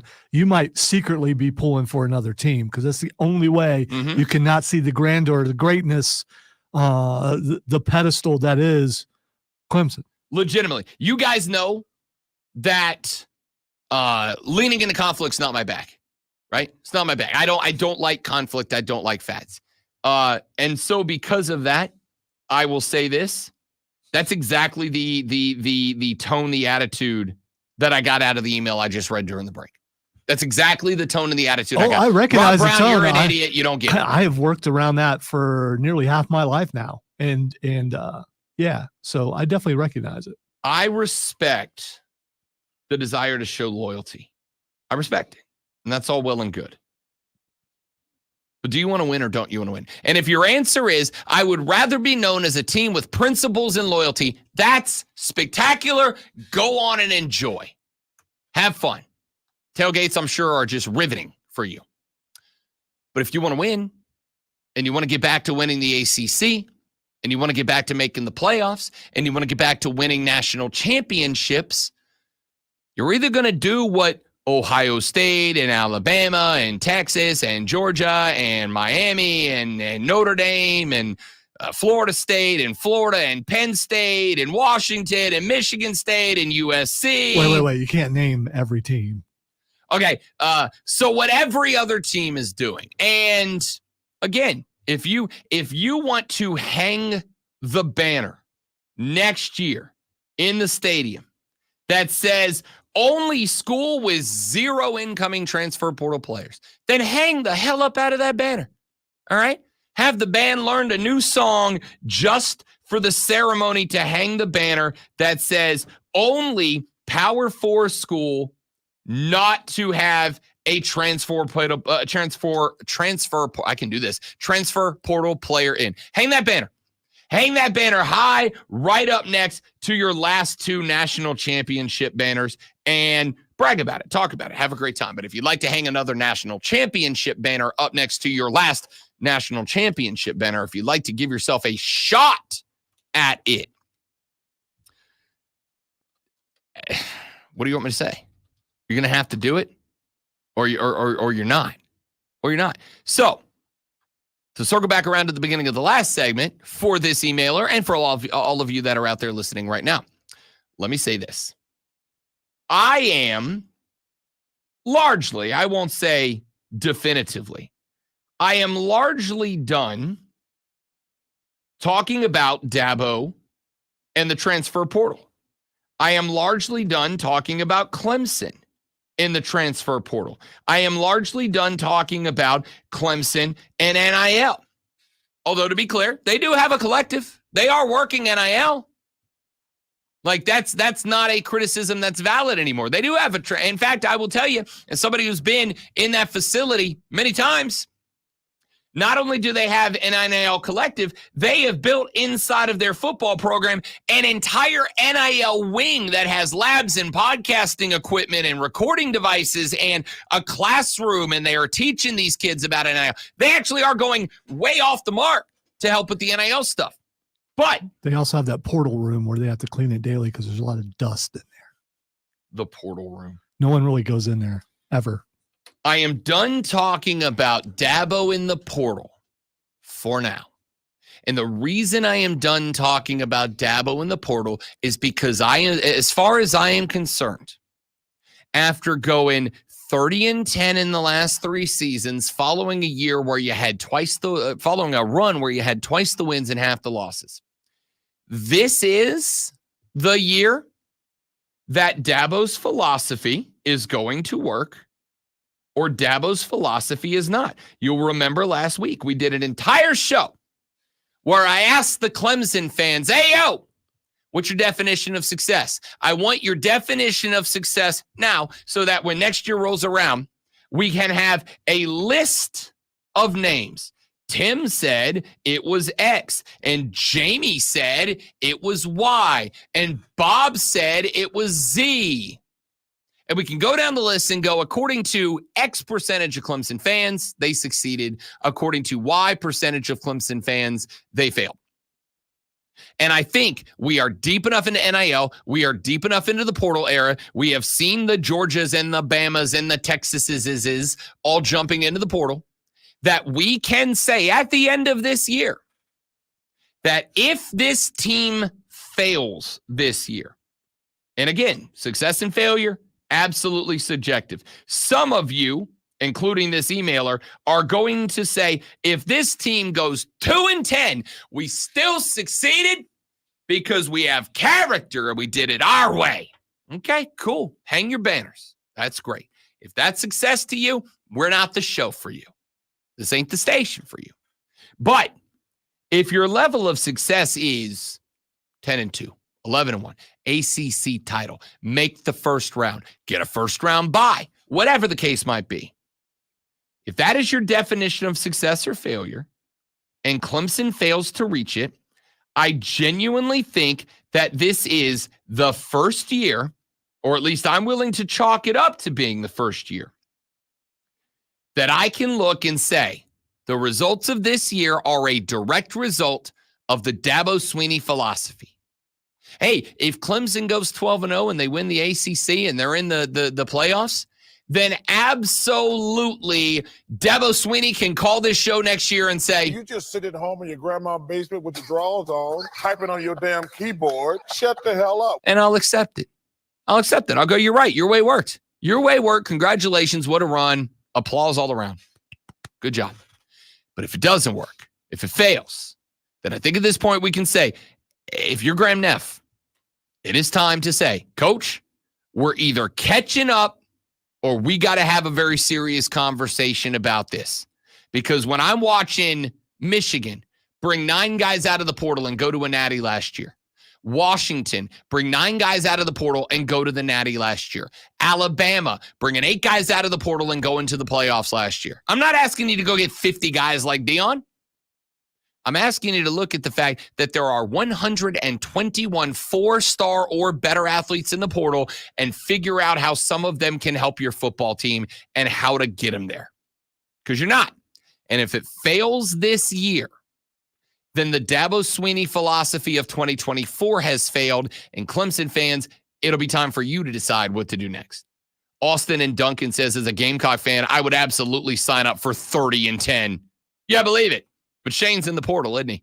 Shane's working to get better and using that asset to do it. There's the difference. Transfer port recruited and the 5-star of reading sports flashes. It's Lonzo. Got it. Nailed it. Still got it. The arraignment of Master Champion Scotty Scheffler has been delayed until June 3rd, according to Scheffler's attorney. Scheffler was, I don't know how many times I'm going to say that. He's put it in a bunch of times. Arrested Friday morning before the second round of the PGA Championship. The Louisville Metro Police Department said after the event that the body cam of arresting officer Detective Brian Gillis was not activated during the arrest. The Braves stayed 10 games over 500 with a split doubleheader against the Padres yesterday in the opening matchup. Atlanta led by 5 before allowing the Padres to score 4 in the 8th to take the lead. Joe Jimenez tagged with the loss in a relief effort. The Braves took game 2 with a 3-0 scoreline after a dominant effort from Chris Sale. Tune in this afternoon from 3 to 7 for a brand new local show, Wire to Wire. Cole Bryson and Diesel get you up to date on the latest local and national sports news. Great guests, great debate, and a lot of fun. That's all Wire to Wire.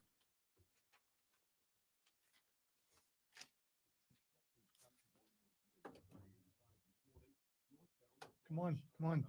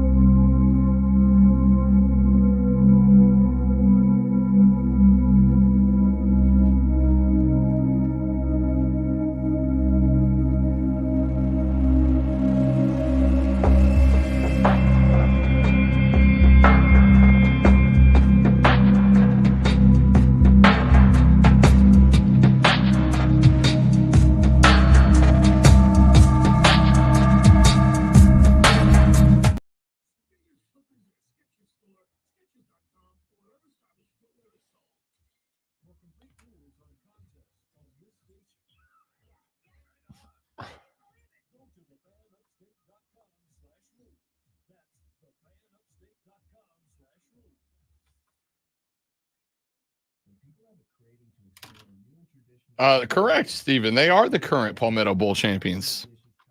And again, And what's that mean on a national scale?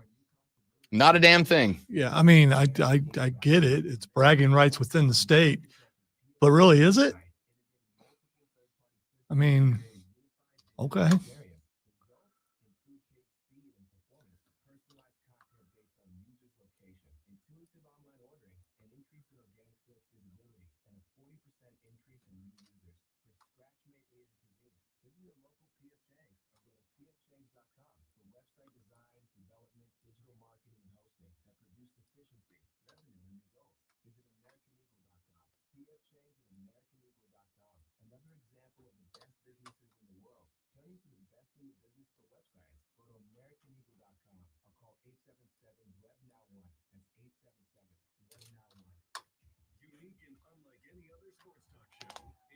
You started to do the Hogan flex. I saw that out of the corner of my eye. You were getting ready to do it. You're getting ready to flash the pythons.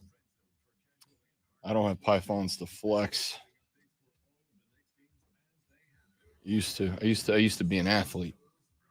I used to be someone. To be a contender. Used to.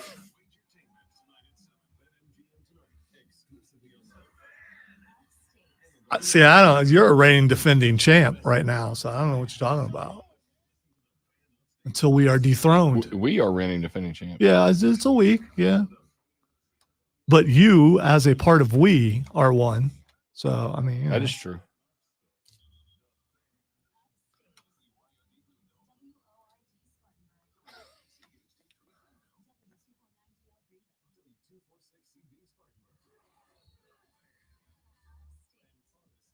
Huh?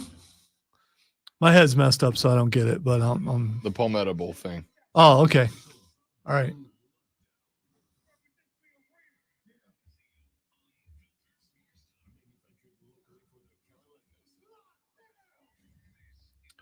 Right, I don't get to brag. You know why? Because I move forward. I move on to the now, to the future, to what's going to happen, not what did happen.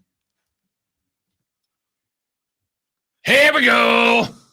The third hour of the Rob Brown Radio Show starts now. Welcome back, ladies and gentlemen. It is the Fan Upstate. Robin the Great with Lonzo with you. Here on a lovely Upstate Tuesday AM, working our way towards the NBA and NHL Stanley Cup Conference Finals.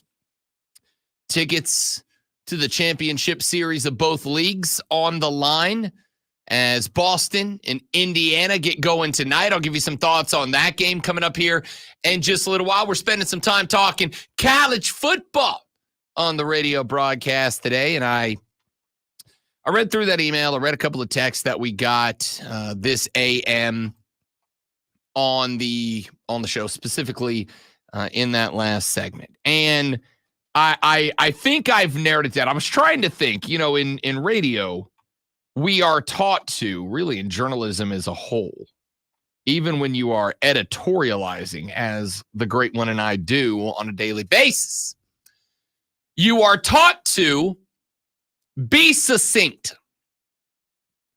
There is a... Suck what? Succinct. I was quoting a movie. What movies? I don't know what movie you're quoting. Really? That's bad. It's Robin Hood Men in Tights. Ah. Maybe I should have went with the Dom DeLuise because he's the one who says it. Yes, that would have clicked in more. He's having a conversation with the sheriff of Rottingham, who says, "Allow me to be succinct." Mole. Listen to how he's laughing. It's still that movie holds up. That movie way holds up. So,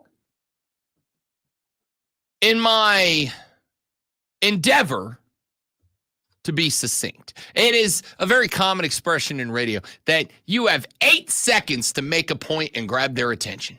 You got 8 seconds. Make your point in 8 seconds, and then have the conversation. I've never heard that before. Really? Yeah. I'm glad I'm here to help. Thank you. That sounds like a brand new concept to me. I'm really just here to be your mentor, Lonzo. Wow. Like, I feel like we can take you places. Yes. Okay. Like the lunch? I don't know. You have 8 seconds to make your point, grab their attention, and then hang on with a great argument behind it. So I tried to figure out during the break, how can I sum up what I'm trying to say regarding Clemson, regarding Clemson's football program, regarding Dabo Swinney, regarding the transfer portal, regarding yada, yada, yada, yada, yada, in 8 seconds. And I think I'm going to do it this way. Are you good, Clemson fans, with coasting on the achievements of the past, or do you want to stay on top? I think that's 8 seconds. Because it does feel, when I get an email like the one that I paraphrased to you in that last segment,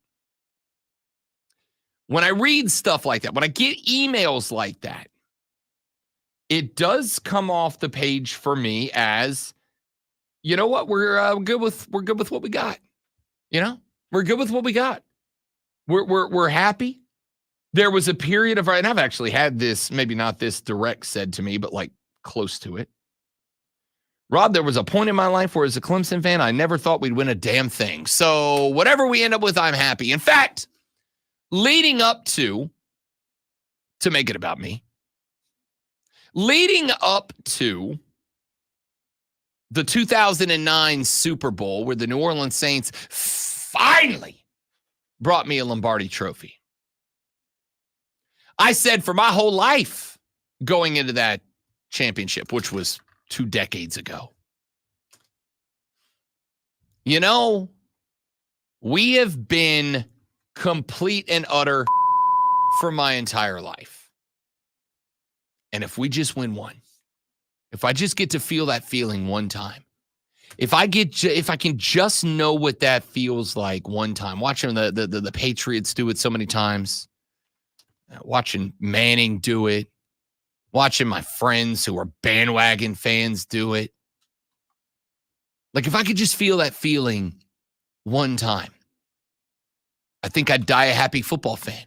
Whether it's that night or 100 years later, just to experience that one time, I think I'd be happy. And I got to, no, it was not 20 years ago. It was 2009, but it feels like it was decades ago. I thought to myself, if I can experience that one time, I'll die a happy football fan. And then we won it. And I'm going to go ahead and tell you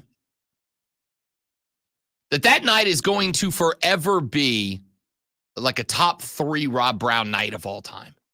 All time. My old man popped a bottle of champagne that he had been saving for something special for years. My old man was not much longer for this world, as a matter of fact. And I got to share that with him.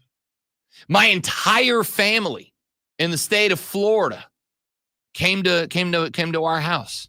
And we celebrated until the cops got called.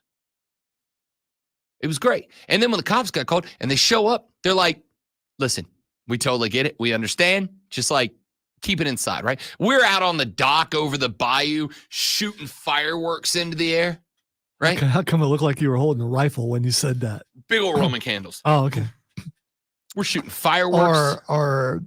If we were in Louisiana, we would have been popping shotgun shells off. The majority of your family, are they like equal DBs with you? Oh, yeah. Or louder? It's a loud family. Okay. Yeah. All right. I'm reserved at my family reunion. I come from a really loud family too. Yep. That's hard to believe, but I do. It was one of the greatest things that's ever happened. The night is going to rank top 10 nights for top 5, top 3. As of right now, it'd be hard to tell you it's not the best night of my life. I'd be lying to you to tell you it's not at least in the competition. And I had said up until that point, if I just get to experience it one time. That'll be great, man. Just one time. And I did. And for a couple of days after that, great one, for a couple of days after that, I actually believed the whole, I can die a happy fan now, right? Like no matter what happens, the rest of the ride around the sun for me, I can die a happy Saints fan. I got to see one. Most of my relatives died before the Saints won a Super Bowl. They never got to feel that feeling. I did. I was very grateful for that. And then something happened, my dudes. Then something happened. The next year started. And Rob Brown and the rest of the Who Dat Nation, we had a little taste. We had a little taste for success. We had a little taste for what it felt like to be on top of the mountaintop. And the next year, In the 2010 year, when the season kicked off, despite the fact that we were the reigning, defending, undisputed world champions of the world, I didn't want anything more than to do it again. And I will be straight up with you. My perspective as a Saints fan watching games on Sunday, it changed after we won that Super Bowl. It evolved after we won that championship. It became less about Sundays are real fun days for me and all of my family to get together and have some food and share a joke or two and enjoy a football game. And it turned into, what the hell are you doing, Sean? Run the screen. Get the end around. It turned into, I want to win. I want to win every game. I want to win in the playoffs. I want another Lombardi. It will never be enough. There will never be enough championships for me. And despite the fact that I have kind of reverted back to, yeah, you got your one, you should probably be happy because you're going to suck for a very long time. And that's probably very true. It changed the way I looked at games because I wanted my team, and still do to this day, to be the best. To be the best. I wanted to be the best. And my question is, do y'all have that same attitude about your college football program or not? Do you have the same attitude about the Clemson Tiger football program? Because it feels to me like there are a lot of you on the I give a damn graph. There's a lot of you that are way over to the right of, yeah, Rob, we want to be good again. We not good. You are good. Let's be clear. Let me not make it bad. You are a good football program. A football program that absolutely is capable of, has the resources to, has the ability to win more championships. You are absolutely in that group as far as I'm concerned. You have not departed back into the ranks of mediocrity that the overwhelming majority of college football teams occupy. You're not Mizzou. You're not Kentucky. Hell, respectfully, you're not South Carolina. You're in that upper echelon. And so my question is, if I was to graph out on the I give a damn scale where most Clemson fans are you way over on the right-hand side of I don't want to be good, I want to be great. I don't want to be a contender. That'll be great, man. I want to be a winner. Where are you on that scale? Or are more Clemson fans over on the left-hand side of the scale of, you know, I'm pretty happy with what we've achieved. I am happy to hang the banners we've hung, and if we get another one, super-de-duper, and if we don't, that's okay. That's okay. Where are you on that scale? Because I will tell you that as a Saints fan, I live on the far right side of that scale. I occupy the far right side of that scale. As far as I am concerned, I want the Lombardi every year. I recognize that's not a reality, but I want the Lombardi enough that I am willing to. Notice I'm staying out of this conversation. Yeah, nobody cares. I'm disrespecting the Chiefs over here. I live on the right side of the graph enough that, and probably the only place we'll do this, I will openly call for another man to lose his job, Dennis Allen. I want him fired. I want him gone. I can't think of another aspect of my life where I've ever openly and publicly called for another man's job. I'm sure it's happened. I just can't think of what it is. Never Urban? Well, I'm talking about football as a whole here. Okay. All right. Yes. Well, you know what? Urban outside of football, too. He should not be on TV. We should stop celebrating Urban Meyer as a standard bearer of college football. We can do better. But I live over on the right side of that give a damn graph. I live way over there on the edge of, yeah, we got one.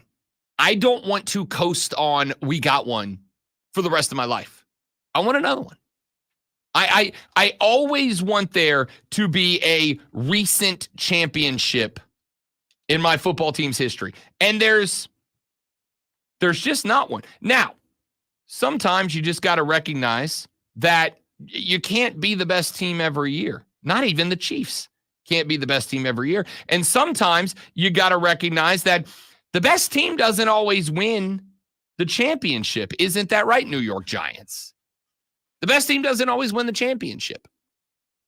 Sometimes weird stuff happens. This is my whole thing with the Knicks right now. Like Knicks fans, like there's a host. I'm actually going to play some audio from him later. A guy by the name of Evan Roberts, who works on a station up in New York City. And he had this big rant on the air yesterday where he's like, I'm so tired of these Knicks fans tweeting out, great job and thanks for the memories and congratulations. We lost. This stinks. And I'm like, dude, you played with a backup team, man.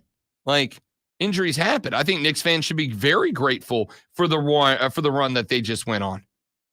But there's a difference between being grateful because you look at your team and you went, this team did everything that they were capable of doing to get there. My coach did everything he was capable of doing. My players did everything they were capable of doing. We did everything.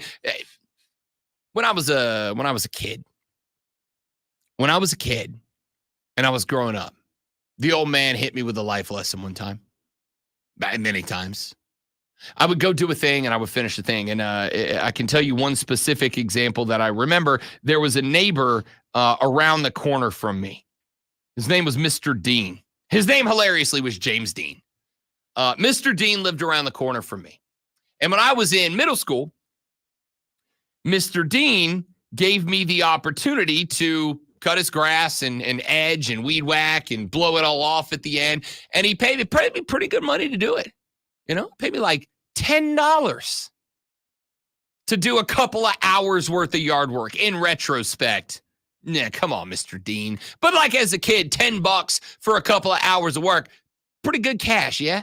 I'm surprised you haven't factored in inflation and everything else to realize that was actually pretty good money if you put it in today's terms. It'd be like $25 today.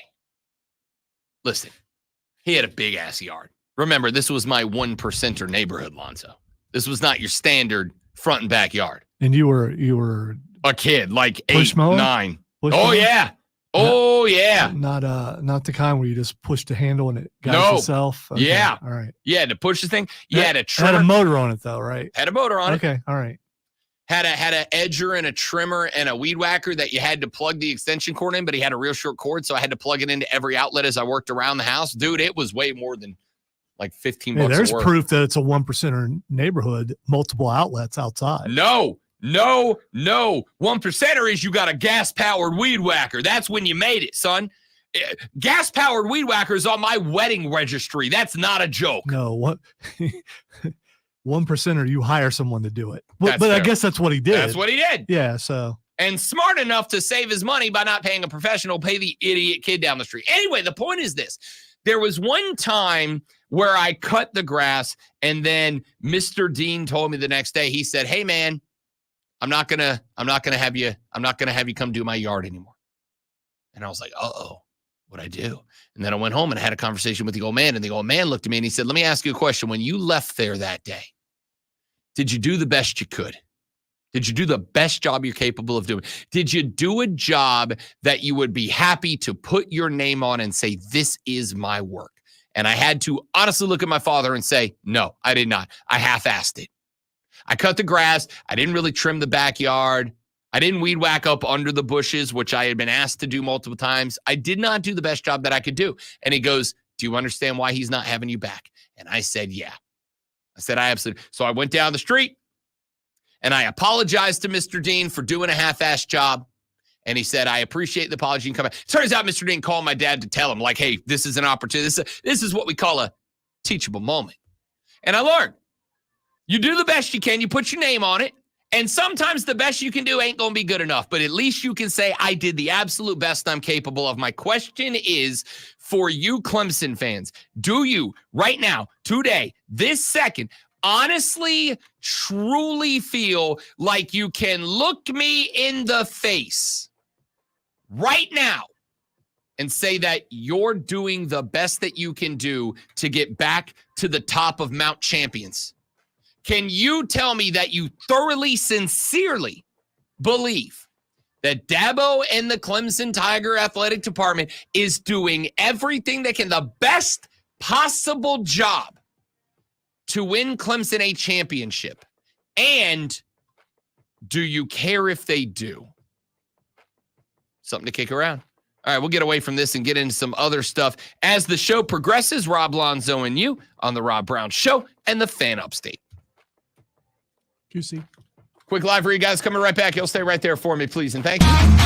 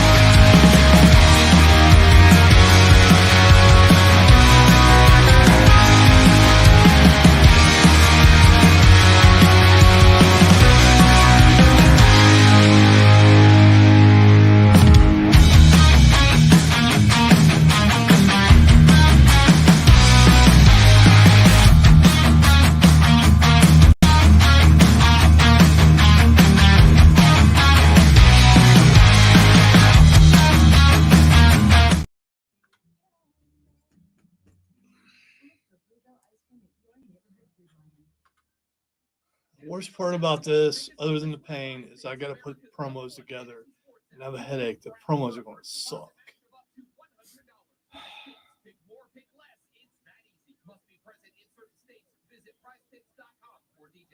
Every business faces challenges, but complicated, expensive, and uncertain shipping shouldn't be one of them. With USPS Ground Advantage from the United States Postal Service, you can avoid all the noise. No more unexpected surcharges, hidden fees, or complex rate structures. It's just easy. I'm curious if I put some other promos in the multi cut that has our promos, their promos in it. Affordable, reliable. You know your customers. Ralph likes his coffee black on Fridays, but Mondays he takes a little cream.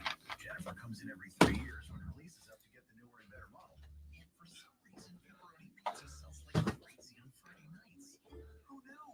At Odyssey, we have the expertise to get your media plan done right. With ads like you're hearing right now, to targeted social media campaigns, search engine optimization, and location-based advertising. Advertise with Odyssey and help us grow your business. Visit ads.odyssey.com. Today, starting with the lower 50. Did you see the thing I sent you on Twitter like a couple hours ago? Yeah. Is that a real picture? I meant to ask. He's the one who posted it. Oh, no. Oh, you're talking about the other thing. Yeah. Yeah. Because that's everywhere. But I was talking about the latest one that I sent you. The Scott Hansen one. Yes. I would like to bring back, I used to do a segment we did. It's not a segment, it's a benchmark called Countdown to Football. And it was just a sounder that we played, and then we said 98 days till college football kicks off or whatever. For whatever reason, it was obnoxiously popular.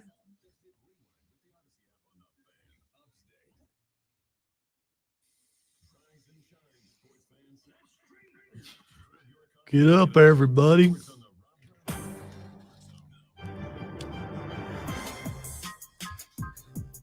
Texter says, fan, I remember when Clemson beat Alabama in 2016. When Bama arrived back home, there were almost zero fans welcoming them back. I don't want to be one of those spoiled fans. For the record, I get that. I understand that.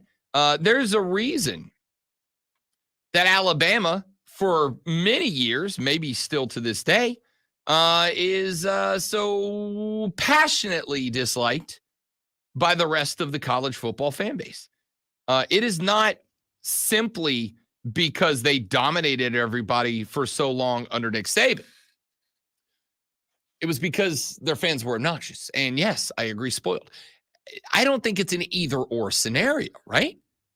Like, I don't think it's an either-or scenario. I don't think it's a situation where you either are spoiled and driven to succeed, or you are bad, but you're grateful. I think you can be both grateful and successful. I think there have been plenty of athletes who have been right down the tunnel. So I don't know, man. Like I don't think it's either or. So like I said, my question is, what matters to you? Is it winning championships? Or is it whatever you want to call it? Integrity, character, loyalty, ethics. I call it whatever you want to call it. If the answer is the latter, then fine. We'll stop talking about ways that Clemson football can improve, right? If they take a loss this year, let's say they get beat 2 years in a row by Florida State. If they take a loss this year, then we come in here on Monday and we go, you know what? Who cares, right? Who cares? Who cares that we lost? It doesn't matter because we got loyalty. We got integrity. We got character. And at the end of the day, that's all that matters. And we feel good about ourselves. We feel warm and fuzzy on the inside. And that's what this is all about. It's all about the warm. It's all about the fuzzy. And we feel warm and fuzzy. So, you know, if you get beat by Georgia, we just go, you know what? I think it's commendable that we went in there and we tried our best. And then if you lose against Appalachian State, You go, you know what? That's a good young football team. And we went out there and we gave it our all. And that's really all you can ask for. And if you lose at home to NC State, you turn around off that bye week and you go, hey, guys, nobody on the team last year lost their job to a transfer portal player this year. So that's what we should really be celebrating. All the guys that signed up to play football here are still playing football here. And that's what's important, right? That's what's except for the guys on the bench and those guys. They're not playing football, but they're practicing. Hey, we're just as long as they don't lose their job, whatever that job is to a transfer portal guy, we hang the banner. You see what I'm saying? Like, it's not black or white. It's not one or the other. It's not A or B. You can be grateful for what's been accomplished. You can celebrate what's been accomplished on one hand, while also saying, I'd kind of like us to do that moving forward too. At the same time, don't you get Dabo's point of view or what it could be? Everyone's telling him how to do things. Well, everyone else is doing it. You got to do it this way. You have to. There's no way you can succeed otherwise. Wouldn't you want to rail against that and prove that you can? I don't know if you can or not, but I get it. When people are telling you, you can't, you know this mentality. Sure. When people tell you can't, you want to say, okay, I'm going to prove every single one of you wrong. And here's the thing. I have done that. I have done that in radio. You've done that in radio. Just about everybody in radio has done that in radio. And there is nothing wrong with that mentality. Unless you don't do it. Right? There have been times in this and other aspects of my life where I've been told, Rob, that's not the right way to do the thing. You're not going to be able to do the thing if you do the thing that way. And then I go, I'll show you, you son of a biscuit. Watch me. And then I try and the way that I do it doesn't work and I fail miserably and I flame out. And then I have to go back later and go, you were right. I was wrong. That's on me. My bad. I'll try harder next time. Here's the thing. I don't have and never have had millions and millions of dollars riding on me proving myself right or wrong. I don't think that matters. I don't think salary matters. When you bet on yourself. I'm not talking about Dabo's salary. I'm talking about the tens of thousands of people who take Saturdays out of their life for 3.5 months because they want to enjoy and they want to win. You mean the same ones who are defending him today? Sure. On text and email? Sure. He's not, he hasn't lost them. And again, until he does, he's good. This is why I have said, this is why there have been, and I promise you I'm done with it after this segment, okay? Don't text me anymore about this. I don't want to talk about it. This is why I've said, I want Clemson fans preseason, and if you want to wait until after fall camp, I'm good with that. You're bringing this up and you want them to be quiet, they're going to keep coming at you till you admit that you're wrong. Well, we're going to be locked in an eternal struggle. I want Clemson fans preseason. If you want to do it now, if you want to wait until after fall camp and see what you got, whatever. I would like you preseason to give me your definition of success for this season. Because as I have said a couple of times, and I'm sure we'll say a few more before we go toe meets leather in 97 some odd days. I want you to define what success is, because we are deep enough into the NIL era. We are deep enough into the transfer portal era that it's a new day in college football. Yes, it is no longer a thing you can lean on for failure, right?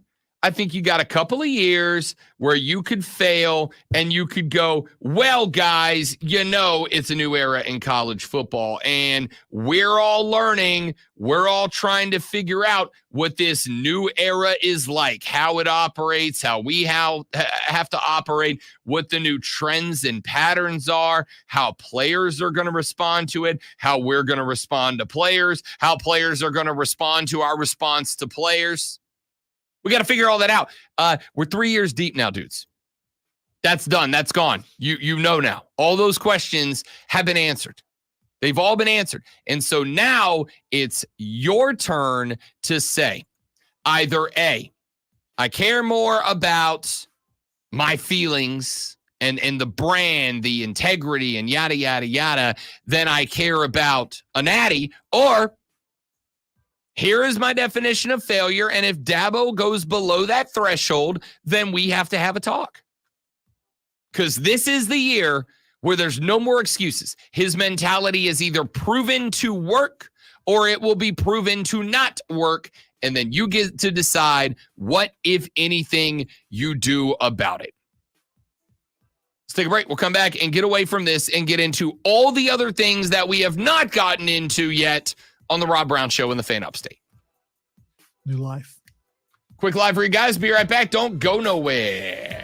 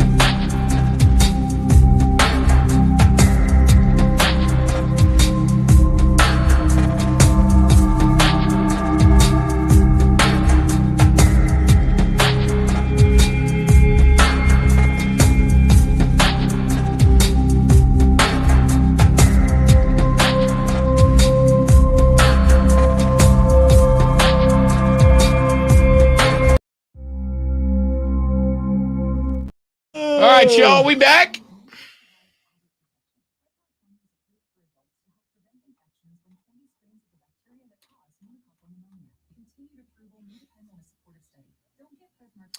Yeah, I think that's been my take, Steven. Like, I'm gonna, whatever happens this year, I think this is the year that feet have to be held to fires.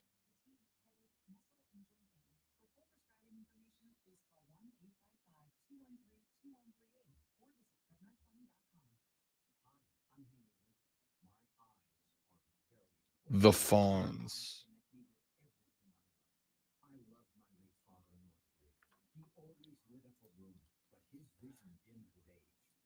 People can keep. This is the reason why Clemson. This is the reason, but it really comes down to the quarterback. It does. Got spoiled and cannot find someone as good or even a little bit below what you had.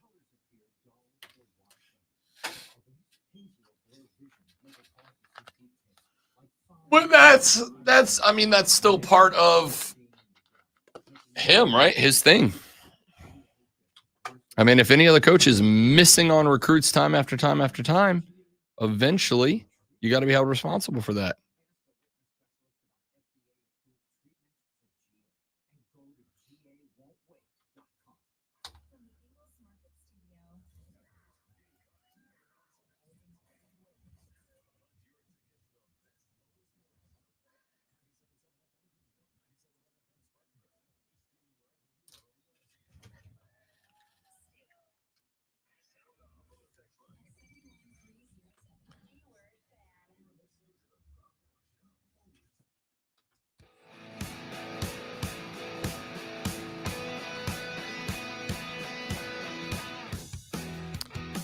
The Rob Brown Show continues. It is the Fan Upstate. Welcome back, ladies and gentlemen. Rob and Lonzo with you. I have teased this a little bit, but at some point I got to pay it off. So now's a good time as any.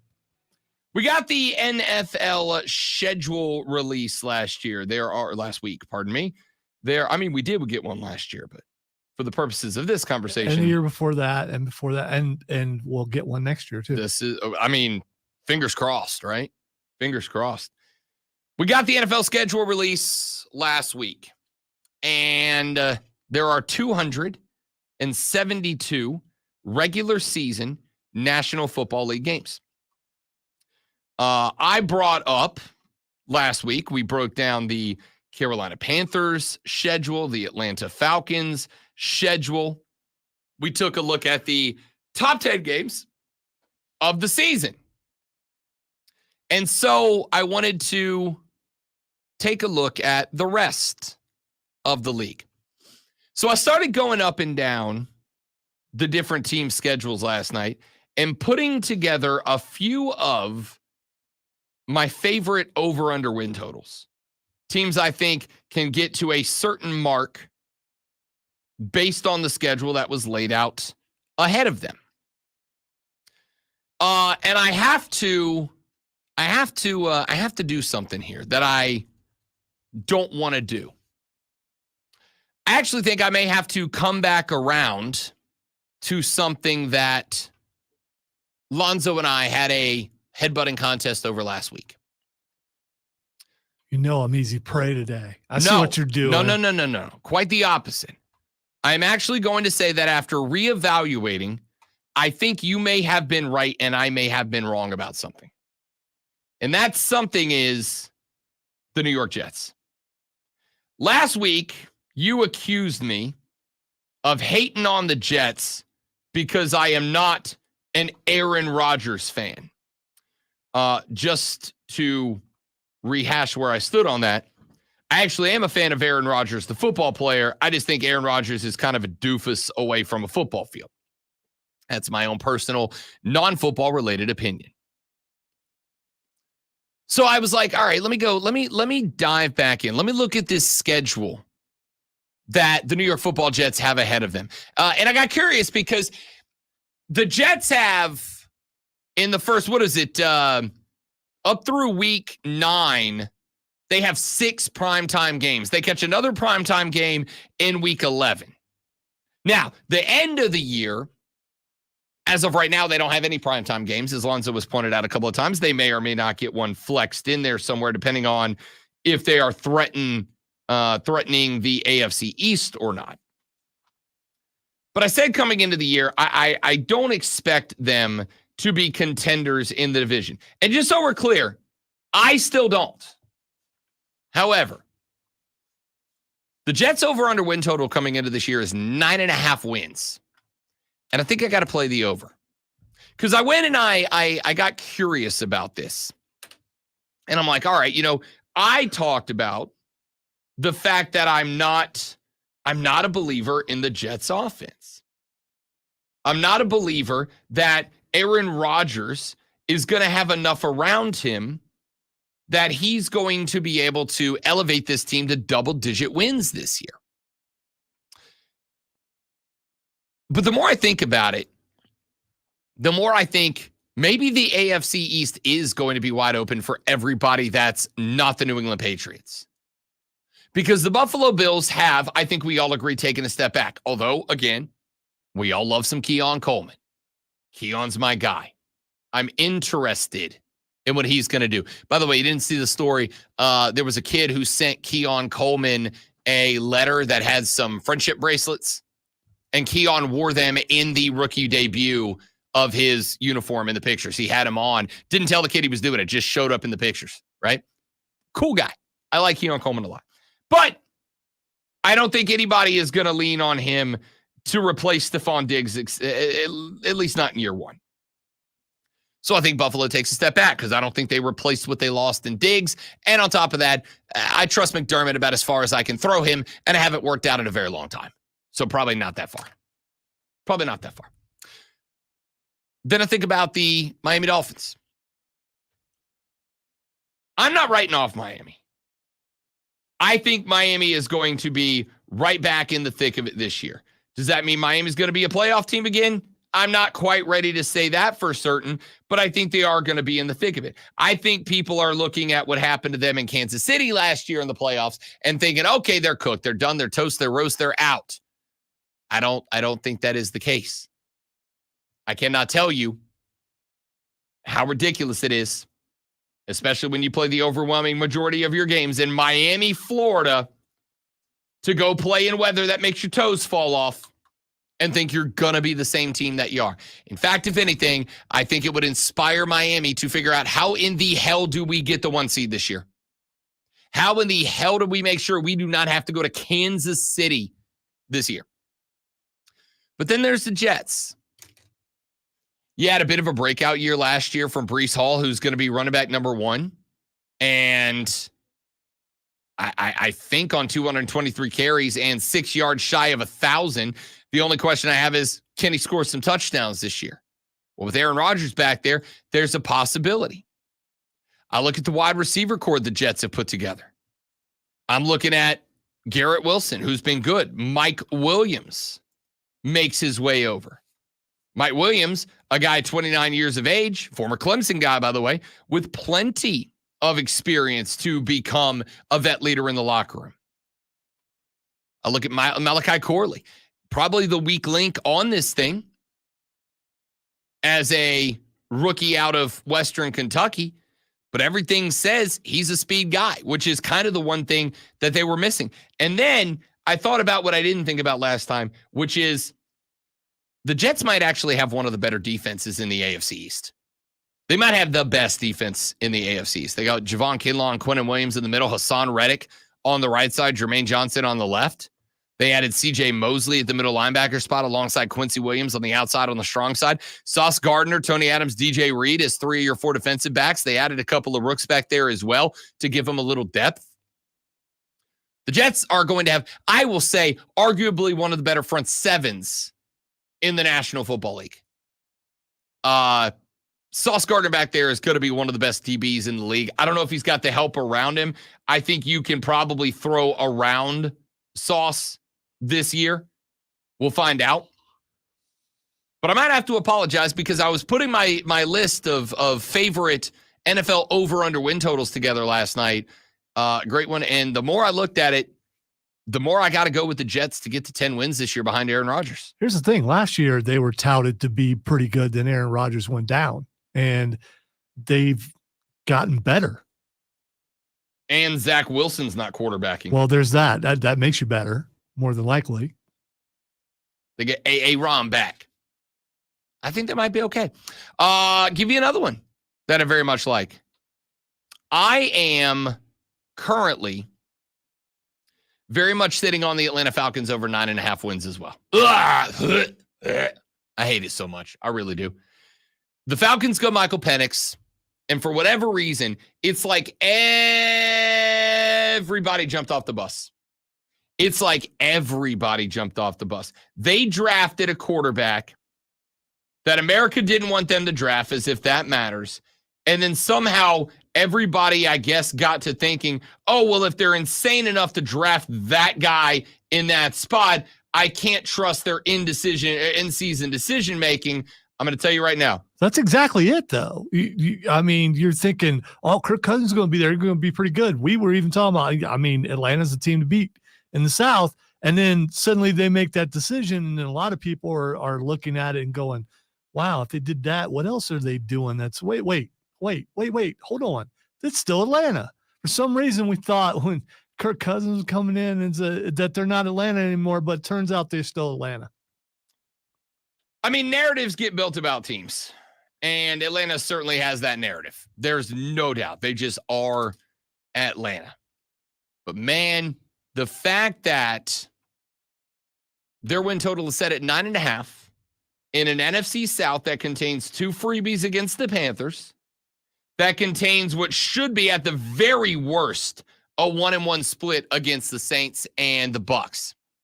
There's 4 wins right there, just in division, 4 wins. Now you got to strap me together 6 more out of the rest of the other 13 of them. Yeah, I think I'm good. I think I'm good at that point. I think I can make a run here. You've upgraded from last year. You've got a quarterback who I think can make Drake London and Kyle Pitts very, very solid. Kirk Cousins was, again, with a very good wide receiver core in Minnesota, averaging up north of 270 passing yards for 3 years in a row before he left Minnesota. And the flip side of that is, what about the Falcons defense? It's like the one thing nobody's been talking about. New head coach Raheem Morris is a defensive guy. You are giving me an Atlanta Falcons team to get to 10 wins in a trash conference of which they are the best team with one of the, I think they had, well, we looked at it the other day, right? Well, what were they, like the second or third easiest schedule in the NFL? The whole NFC South has 4 of the 5 easiest schedules based solely on opponents' win percentage. That does not take into consideration runs of games where you got like 4 playoff games in a row or anything like that. As I pointed out then, yeah, a lot of it has to do with them playing each other. Sure thing it does. Yeah, that will bring your percentage to what it is. Sure thing it does. But even with that being said, it's still the advantage you. Playing one of the easiest, I think 2. I think they had the second easiest.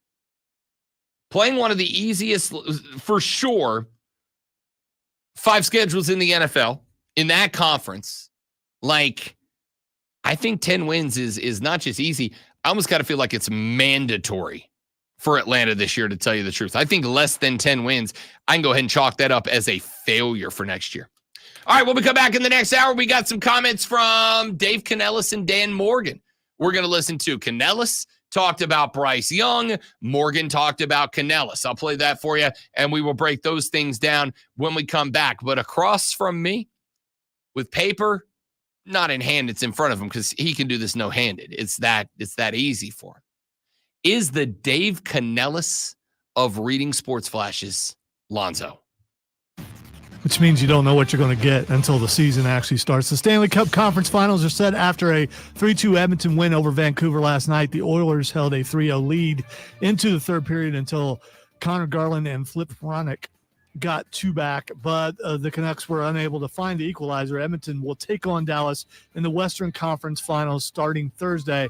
On the other side of the bracket, the Florida Panthers and New York Rangers begin the Eastern Conference Finals tomorrow night. In the NBA, the playoffs continue tonight at 8 with the Eastern Conference Finals between Indiana and Boston. Boston opens as a double-digit favorite in the game and a minus 900 favorite to win the series outright. The Western Conference Finals begin tomorrow night at 8:30 with the Timberwolves favored over the Mavericks by 5.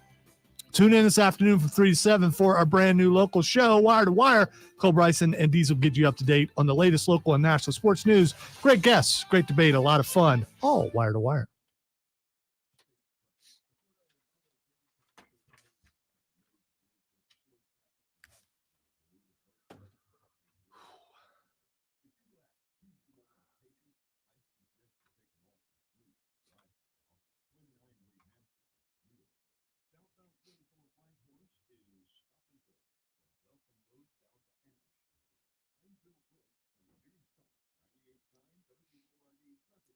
Trying to figure out what Tuesday morning patience is.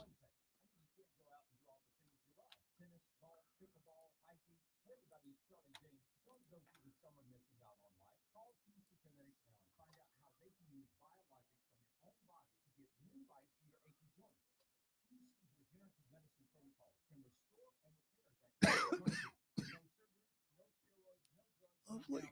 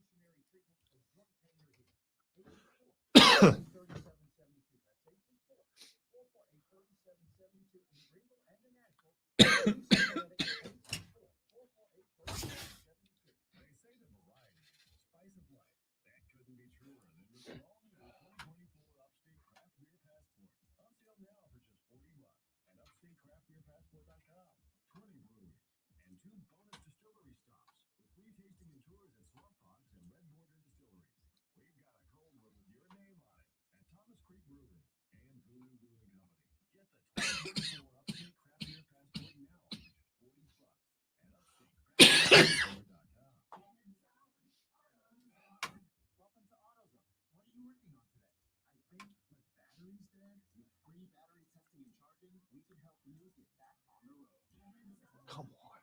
So what if I need a new one? We have the right Duralast battery for you, only at AutoZone. And what about my old battery? We can recycle it right here at America's #1 battery destination. Restrictions apply. Family Talk with Straight Talk. It's time to get with Straight Talk Life. You get a reliable 5G network and unlimited data, and you get to choose who joins your family plan starting as low as $25 a line. Doesn't have to be family. It can be family or a PC line. Get more lines and more savings. Switch to Straight Talk for family plan starting as low as $25 a line per month with 4 lines. Price at Walmart and StraightTalk.com. For never can be priced. Visit StraightTalk.com. Family plan discount. 4 lines all on the silver limited plan. Taxes and fees apply. Jim Roman like Jungle. We're joined by a guard, the Orlando Magic. He's in his 3rd season. He was selected with the 5th overall pick in 2021 by the Magic out of Gonzaga, where he was All-American. This season, averaging a career high 12 points and 3 rebounds per game. We are joined right now by Gio and Suggs. The Magic are one of the most improved teams in the NBA. They're one of the hottest teams in the NBA. You're a big reason for that. Big players take and hit and make big shots. Can you explain what those moments feel like? For instance, can you put yourself into a zone or a flow state? Can you train yourself to be more calm, or you just let it fly? I think for me, just trying to be present. And for me, winning comes off doing whatever I need to do to win. So whether it's getting a stop, whether it's, a time like last night where guys are finding me, I got the hot hand and knocking down shots. Whatever needs to be done to get a win. And I feel like once it gets tight in those last couple minutes, my ability and my thought process also does as well. So again, just trying to find ways to be there for my teammates. Jim Roman like Jungle. Unique and unlike any other sports talk show. It's BetMGM tonight, Monday through Friday from 7 to 11, only on the Fan. BetMGM tonight is the red zone for casual and hardcore for sports fans. Live sports betting updates for all of the night's games as they happen. The latest scores, sides, totals, props, parlays, futures, and much more with real-time, relevant sports wagertainment. Tonight at 7. BetMGM tonight, exclusively on the Fan and on the Odyssey app.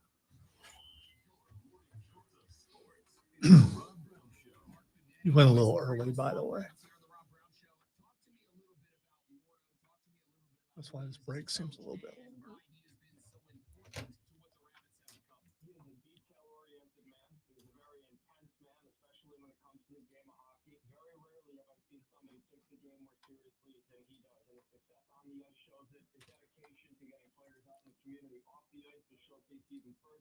He's a guy that gets it from the ultimate leader standpoint. When you look at the course of his hockey career, when he played in the ECHL, when he played. And Joe, quit wanting people to get hurt, man. Stop it.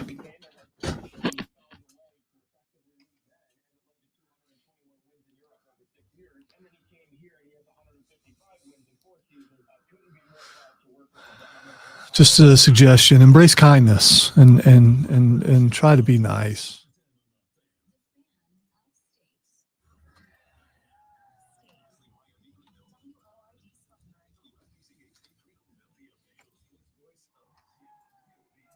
Maybe crocheting, I think. Maybe needlepoint. I mean, there's the coloring books.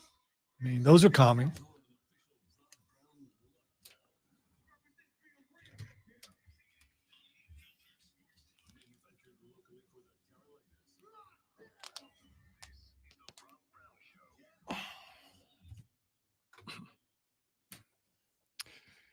Here we go. Final hour of the Rob Brown Show back on your radio. It is the Fan Upstate. Welcome in one and all. Rob the Great One, Lonzo with you here on an Upstate Tuesday AM. We got playoff basketball tonight. The Indiana Pacers and the Boston Celtics set to tip it up at 8 p.m. That's the only game of the evening outside of Major League Baseball. And yes, I am actually pretty excited about it.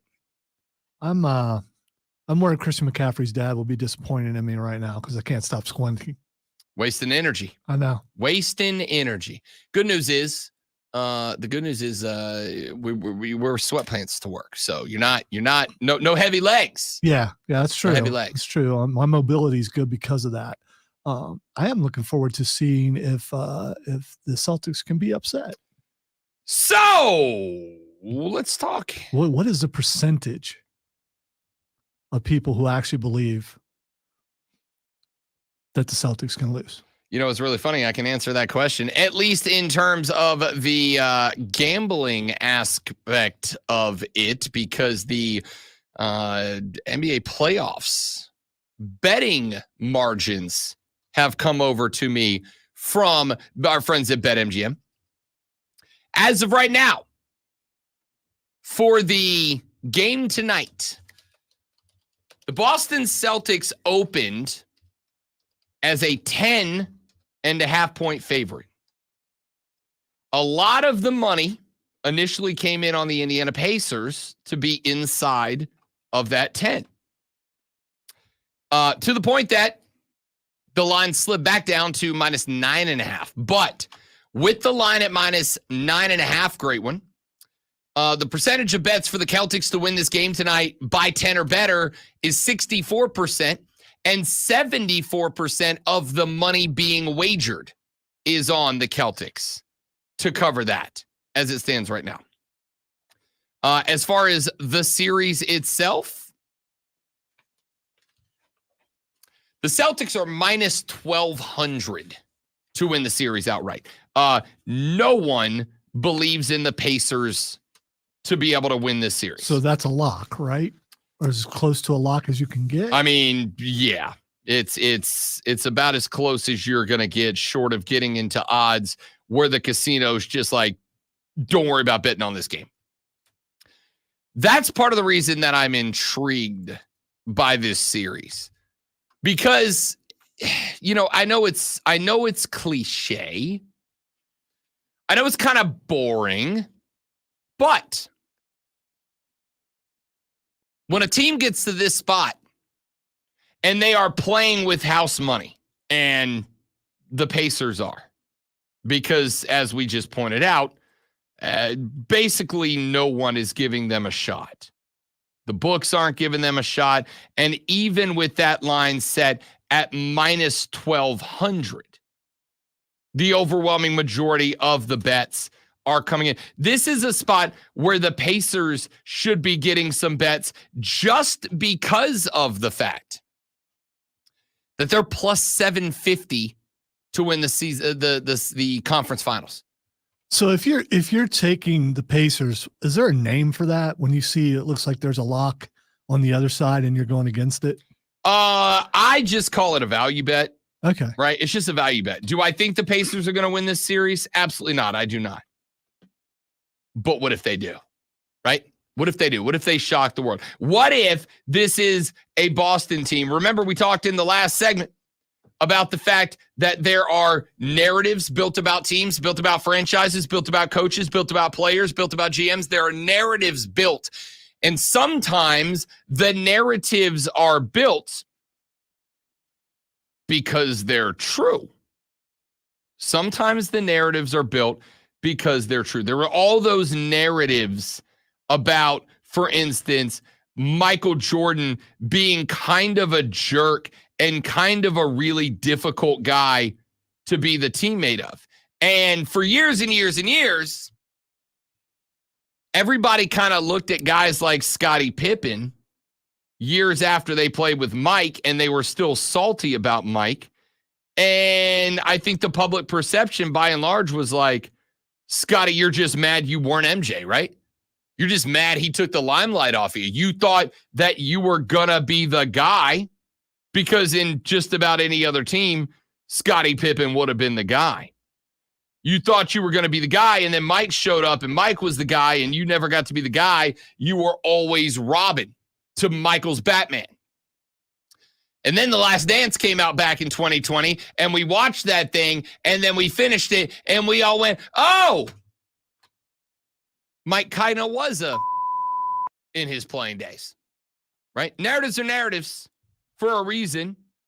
And the narrative right now about the Boston Celtics is they can't finish. Now, why they can't finish, that's up for debate. Discussion over the years has included the reason that the Boston Celtics just didn't have the talent around Jason and Jalen. The narrative was that the Celtics can get lazy and put themselves in a hole they never should be in to teams they should never be in a hole against. There's been a lot of reasons that have been attached to the narrative that the Celtics cannot finish. So, what happens if that narrative proves prophetic once again? What happens if Boston comes into this series and let's say they finished the Cavaliers in 5? They've been done for a week and a half with the conference semifinals. What happens if this team does come in lackadaisical? What happens if this team does come in lazy? What happens if this team maybe has a little ring rust on them, right? When they tip off this game tonight, it will have been roughly a week and a half since the last time that they played on the floor together versus the Pacers who played Sunday night. What if there is a little ring rust? That's why I said back in the first hour of the show, this betting game for tonight. And by the way, if you're interested in this one tonight, the Pacers are plus 600 to win the game outright. 6-1 just to win this game. One game. Is it mind-numbing the possibility that Tyrese Halliburton and Miles Turner and Pascal Siakam, who have been playing good ball, is it mind-blowing that they could take one from a team that hasn't played a week and a half when they played a competitive game on Sunday and looked real good doing it? I don't think it is. So this is one of those spots that if you're going to take this bet, you're taking it because you're going, they're not going to win, but sports are weird, right? A lot of people didn't think Dallas had a chance to win that series. Dallas was like a 2.5 to 1 underdog to beat OKC. They did it. They did it. A lot of people didn't think that the Wolves were going to get by on the Thunder. I think they were on the Nuggets. I think they were 2.25 to 1 favorites or dogs to Denver. They did it. Especially at a point where, and we talked about this back in the first hour. If you missed it, the podcast is at thefanupstate.com under the podcast section. In a point in time where the NBA's parity is as good as it has ever been, it is kind of fair this season, maybe more so than seasons gone by. It's kind of fair to ask, are the teams that are on top, specifically Boston, as far separated from the rest of the league as it seems? Because it used to be you had like 2 really good teams on both sides, 2 or 3 okay teams, maybe one of them steals a series, but you kind of knew which teams were making it in. And it does feel that way about Boston. But was Boston as good as Boston's been made out to be? And after a week and a half of sitting at home and watching basketball on the couch, will they have a fire under them in game 1 to prove the narrative wrong, or will they drop the first game at home to a team that has got momentum and got chemistry built up that Boston may have lost by sitting at home for so long after beating Cleveland? And I don't think it's all that far-fetched that Indiana wins this game tonight at 6-1 dogs. I don't think it's far-fetched they win this game. I'm not betting on it, but I don't think it's far-fetched. So I think if you are of the mindset that Indiana can get game 1 and go ahead and give themselves a little cushion to work with. Not much of one, because the Celtics, again, have only lost 4 times at home in the regular season this year, and I think once in the playoffs. If you believe that Indiana can steal game 1 away from Beantown, is it unbelievable to think at that point that they can't get to 4 when there are 3 more games in Indiana at the least if they get pushed? I don't think it's crazy. I really don't. So I like this series and I like this game a lot. I think this has got the potential, game 1, to turn this series on its head before it really even gets out of the gate. Because the Celtics, here's the other angle of this conversation. The Boston Celtics, I do believe, great one, have as much pressure to win the championship on their shoulders as anyone since LeBron and the Lakers in 2020. Well, we spend a lot of time dwelling on past championships and how people are, yeah, we did this then. How long ago has it been since the Celtics were championship material? A very long time.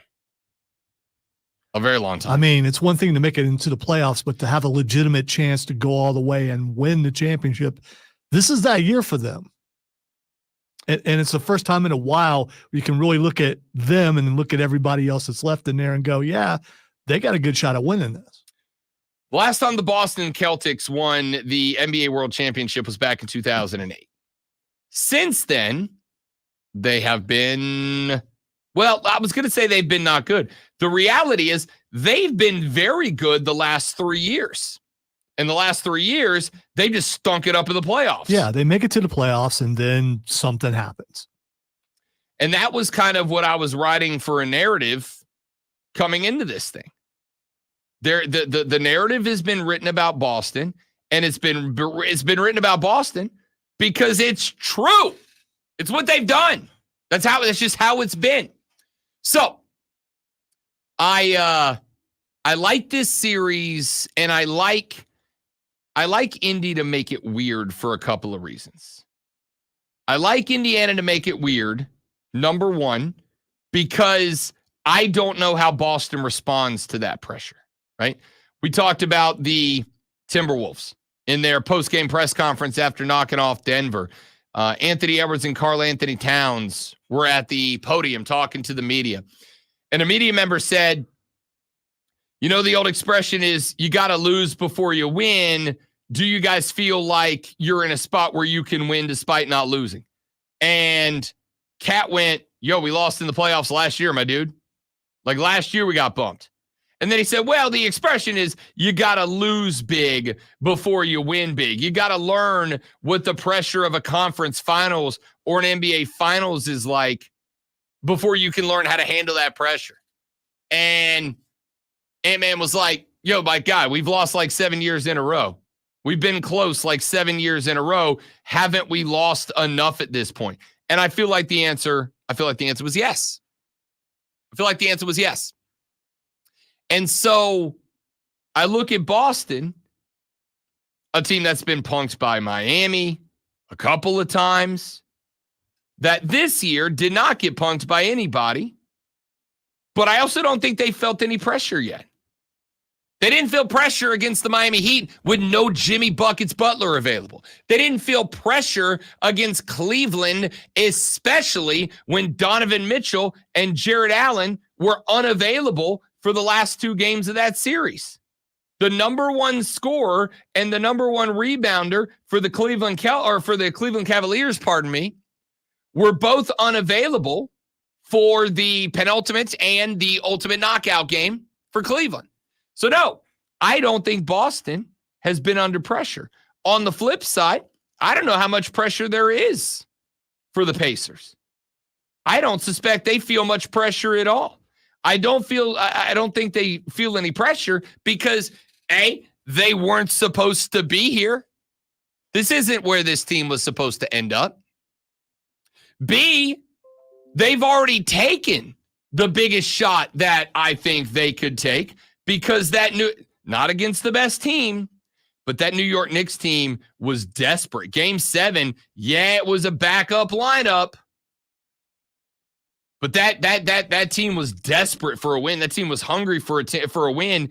And Indiana, even against the backup roster for the Knicks, went into Madison Square Garden, went into the house that Spike Lee built, and they won that game. They won an elimination game on the road at MSG against the Knicks. They've already had their pressure. They've already felt that pressure. They've already played through that pressure. Going to Madison Square Garden is theoretically should be not much, but a little more intimidating than going to the TD Garden in Boston. They've already faced the pressure. They've already answered the bell. Boston is not. You add on to the fact that Andrew Nembhard has been playing better ball the last couple of weeks. You add on to the fact that there's no Kristaps Porzingis for at least 2 games for Boston, which means Miles Turner can be an absolute dude. And you add in the fact that the Pacers have had a pretty good defense in these playoffs. Don't be shocked if Indiana makes this series a sweat for Boston. All right, when we come back, Dan Morgan and Dave Canellis both had some comments yesterday that I would like to play for you and address. We will do that when we come back on the Rob Brown Show in the Fan Upstate. You stepping away? All right, guys, give us just a minute. We will be right back.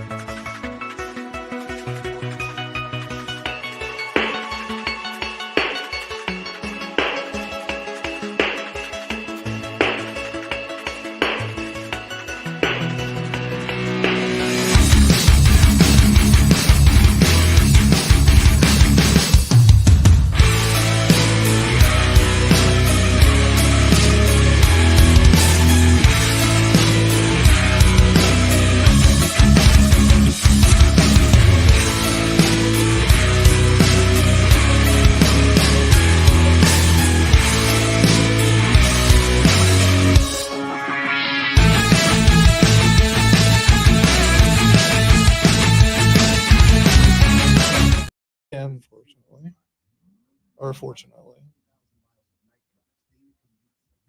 If it gets worse, there might be like, a dead chupacabra under the house or something.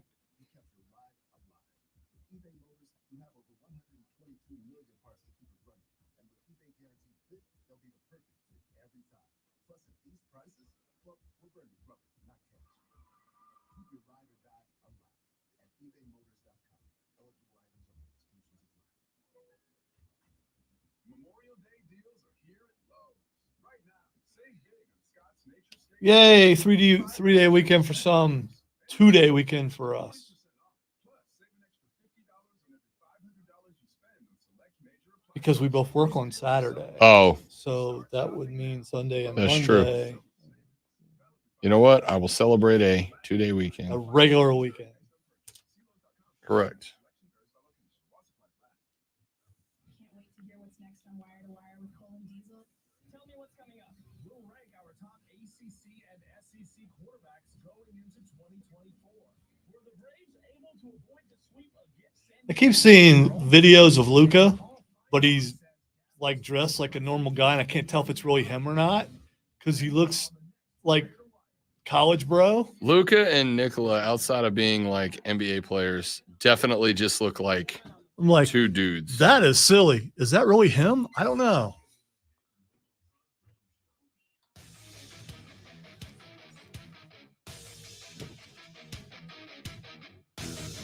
NFL rookie camps taking place around America. That includes, of course, the Carolina Panthers, where rookie quarterback Bryce Young and some of the other veterans who have been on this team for years are getting their first looks at the Dave Canellis offense. And how's that going, might you ask? Well, here to answer is Carolina Panther head coach Dave Canellis.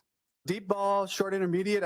He's a really accurate passer. I think one of the things that I love is I can really focus in on his footwork and his base and the mechanics of where his eyes are at when I know the ball's hitting the receivers. And so, for the last couple of weeks, been throwing on air. I don't have to worry about where the ball's going. He's very accurate. Andy, the same thing, and I know they're pros, right? So people have this expectation that quarterbacks are accurate, but I know that some guys are more accurate than others. So I think it's the ability of Bryce to be able to throw to different body types, different speeds, different quickness at the top of routes. So I'm really impressed with that part of it.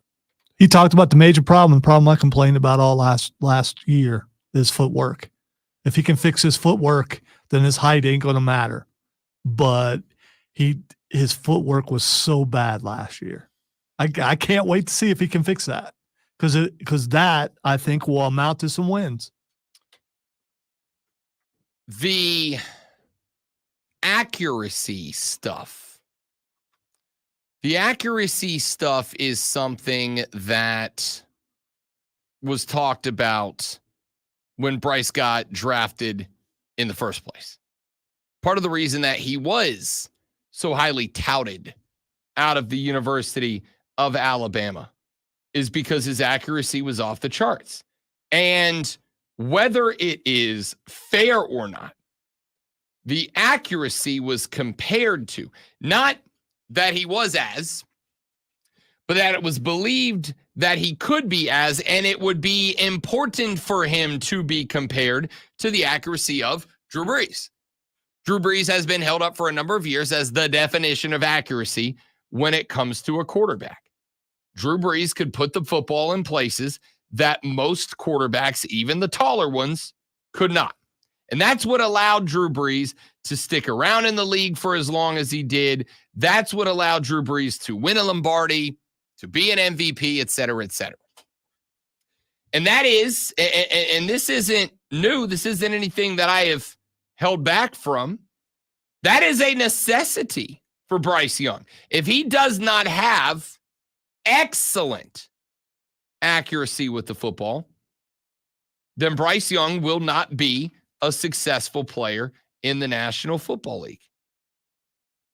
The shorter you are, and yes, I will open up the floor for the great one to make short jokes here. But the shorter that you are, the more important accuracy becomes, because making outlandish, ridiculous throws over the top That's not in your wheelhouse. That's not an option for a guy like Bryce Young. He's got to be able to get the ball where he needs the ball to be, and he's got to get the ball there quickly and accurately. And so Canellis is saying in this clip, look, he's doing that. The thing that he's supposed to be real good at, he's real good at. The thing he's supposed to, the reason that he's here, he's doing that thing very well. And what it allows me to do is to focus on the things that maybe he wasn't as adept at last year. Now, I have pointed out that if you go back and you watch tape from Bryce Young at Alabama, what you will see is that the footwork and the pocket presence was worse in year one in Carolina than it was the year that he had all the records set at the University of Alabama. My question would be, as a guy who knows ball, do you think he just forgot in one off season how quarterback football works, footwork works? I think there are some guys who need to constantly practice something or they go lax, and maybe he's that guy. Maybe while at Alabama, that's all he got yelled at about. I'm not going to say that's not a possibility. Sure. What I am going to say is it doesn't feel like a reasonable explanation to me. What I'm going to go with is, as I have for everything else, fight me. He was playing behind 5 turnstiles of an offensive line. He had a running back behind him most of the time in Miles Sanders, who frankly wasn't a threat. And so defenses were more than happy to throw extra guys in the box, to throw extra guys at BY, which allowed them to get him in trouble even earlier than he'd ever been gotten in trouble before in his career.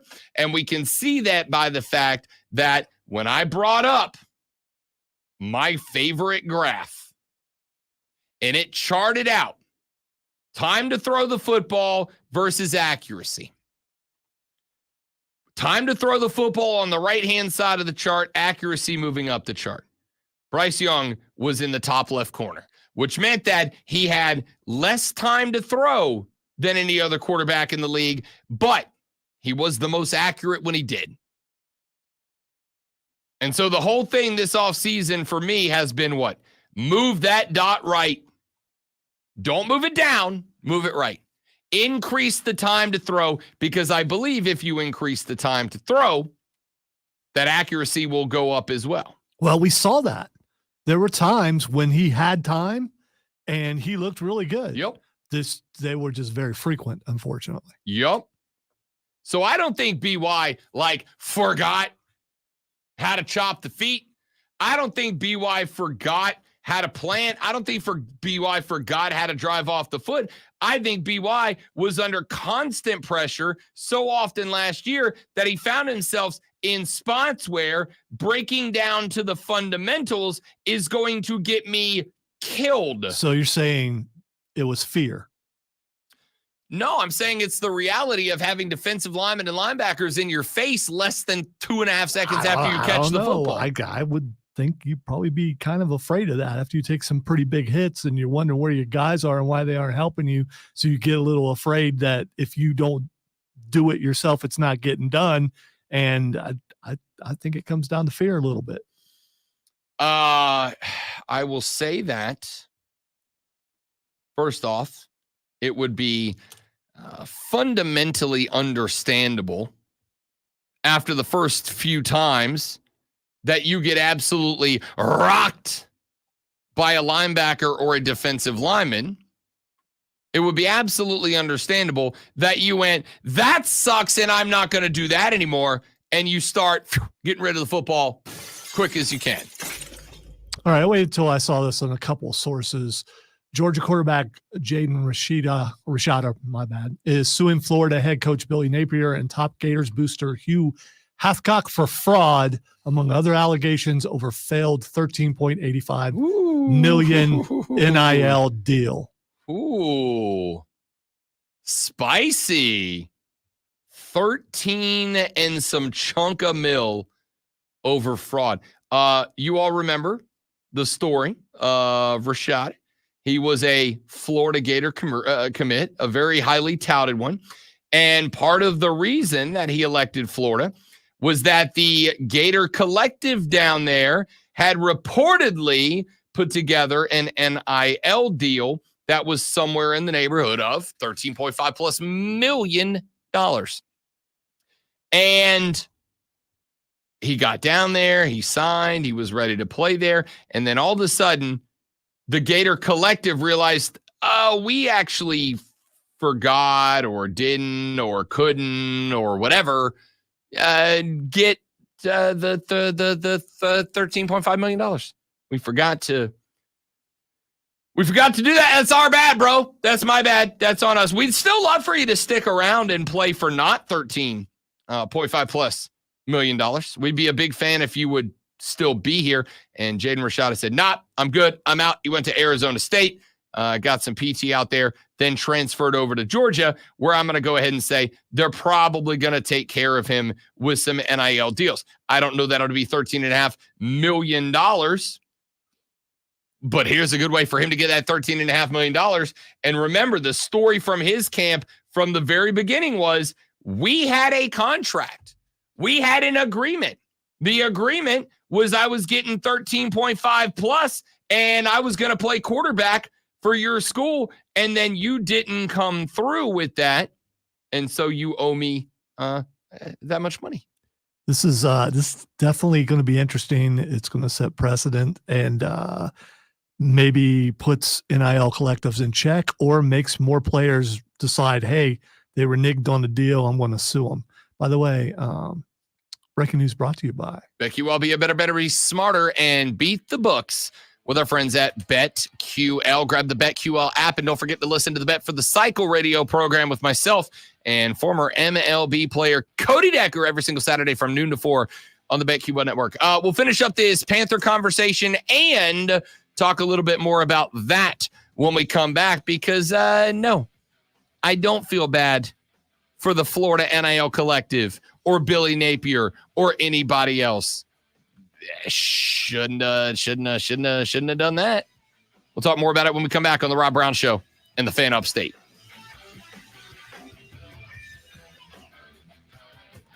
Did I not bring my daggone water? I did. Cool. Super duper sweet, dudes. I don't know if you knew this, but super duper sweet is much better than sweet. 2 times. 2 times better than sweet. Don't do the yawn thing. It's not my choice, I promise. Barely surviving. I get to leave here immediately to go get a filling put in. Ooh. Then I get to go home and pull a bunch of air checks. Pretty excited. The smell of burnt enamel. Big day for the Rob Brown Show.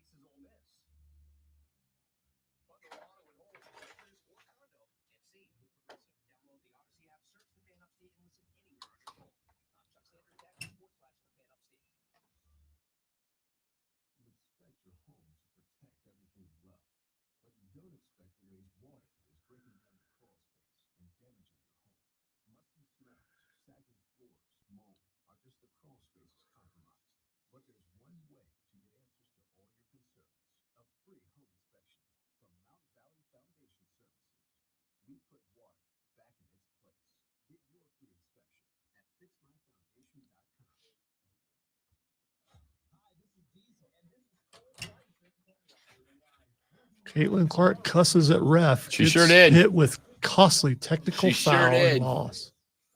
She said, call the bleeping foul.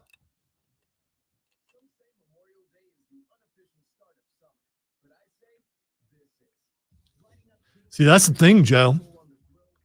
If he did, they're not supposed to be directly involved in this sort of thing.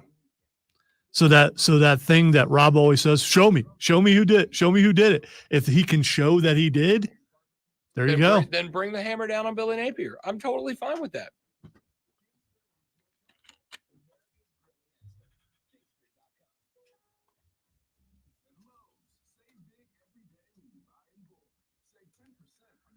Ain't none of us upset if Florida. It's, I mean, you know.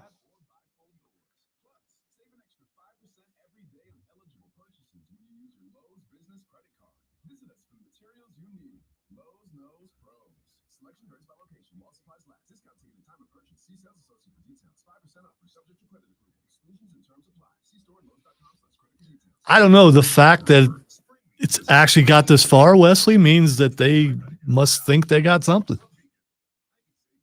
So that fine print may not be enough if it indeed exists. And the NIL deals are still so new, at least the ones that are visible now.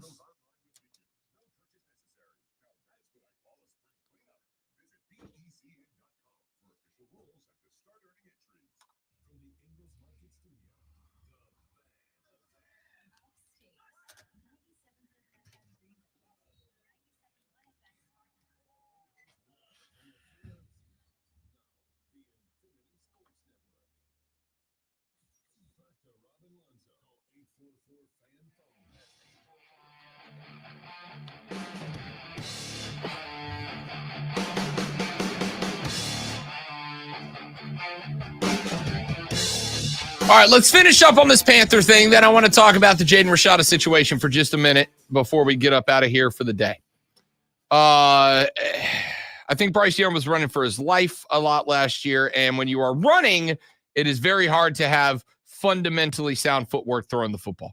That is why Carolina put the effort that they built or they put into building their offensive line by getting a couple of high caliber free agent guards, signing them to good contracts, bringing in some other O-linemen to create some depth.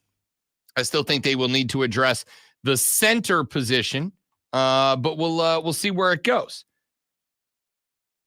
I like what I'm hearing again, and this is something Rashad and I have talked about. It is something Zoe and I have talked about. Dave Canales is saying all the right things. This is what I want to hear. I want to hear, as he said during the draft week interview, I want to hear that you are dialing in on the things that need to get better and letting the things that are fine be fine. Hammer in on the things that are bad. See, if you got 100 things you got to worry about, and you got a bunch of things that are 90% good and 92% good, and then one thing that's 4% good, and then one thing that's 75% good, do I want the thing that's 75% good to get closer to 90% good? Yes, of course I do. But I got to fix that. I got to fix that low percentage thing first, right? I got to fix that 4% thing before I worry about the 75% thing. And I think, based on what I've heard from Dave Canales so far, that's kind of the mentality. We're working on the 4% things. We'll get to the 75% things down the pipe. Then I thought to myself, how do I feel about Dave Canales? Really doesn't matter. How does Dan Morgan feel about Dave Canales? And he said, when he forgot to unmute his computer, bring, here's what Dan Morgan had to say about Dave Canales. Carolina Panther way, just talking to Coach Canales through the process. We obviously want passionate football players, guys that enjoy the process of it and not just game day. They go out, they work their ass off out on the practice field every single day. They compete, and they just do everything, at a high level. So we're looking for those type of guys that just bring that energy to our building. And Coach Canales, he brings that energy every single day. Players that play underneath him, I know one thing, they're going to have fun. They're going to be asked to compete, but it's going to be a great environment. Hopefully that translates out onto the field and into a bunch of wins. So, couple of things here. Start with this. Did Dan Morgan have a little bit of country in the voice right at the beginning? Was it just me? I thought I heard a tinge of twang. Carolina Panther way, Carolina Panther way. Carolina Panther way. I wouldn't say that to him if he's sitting in the room, though. That'll be great, man.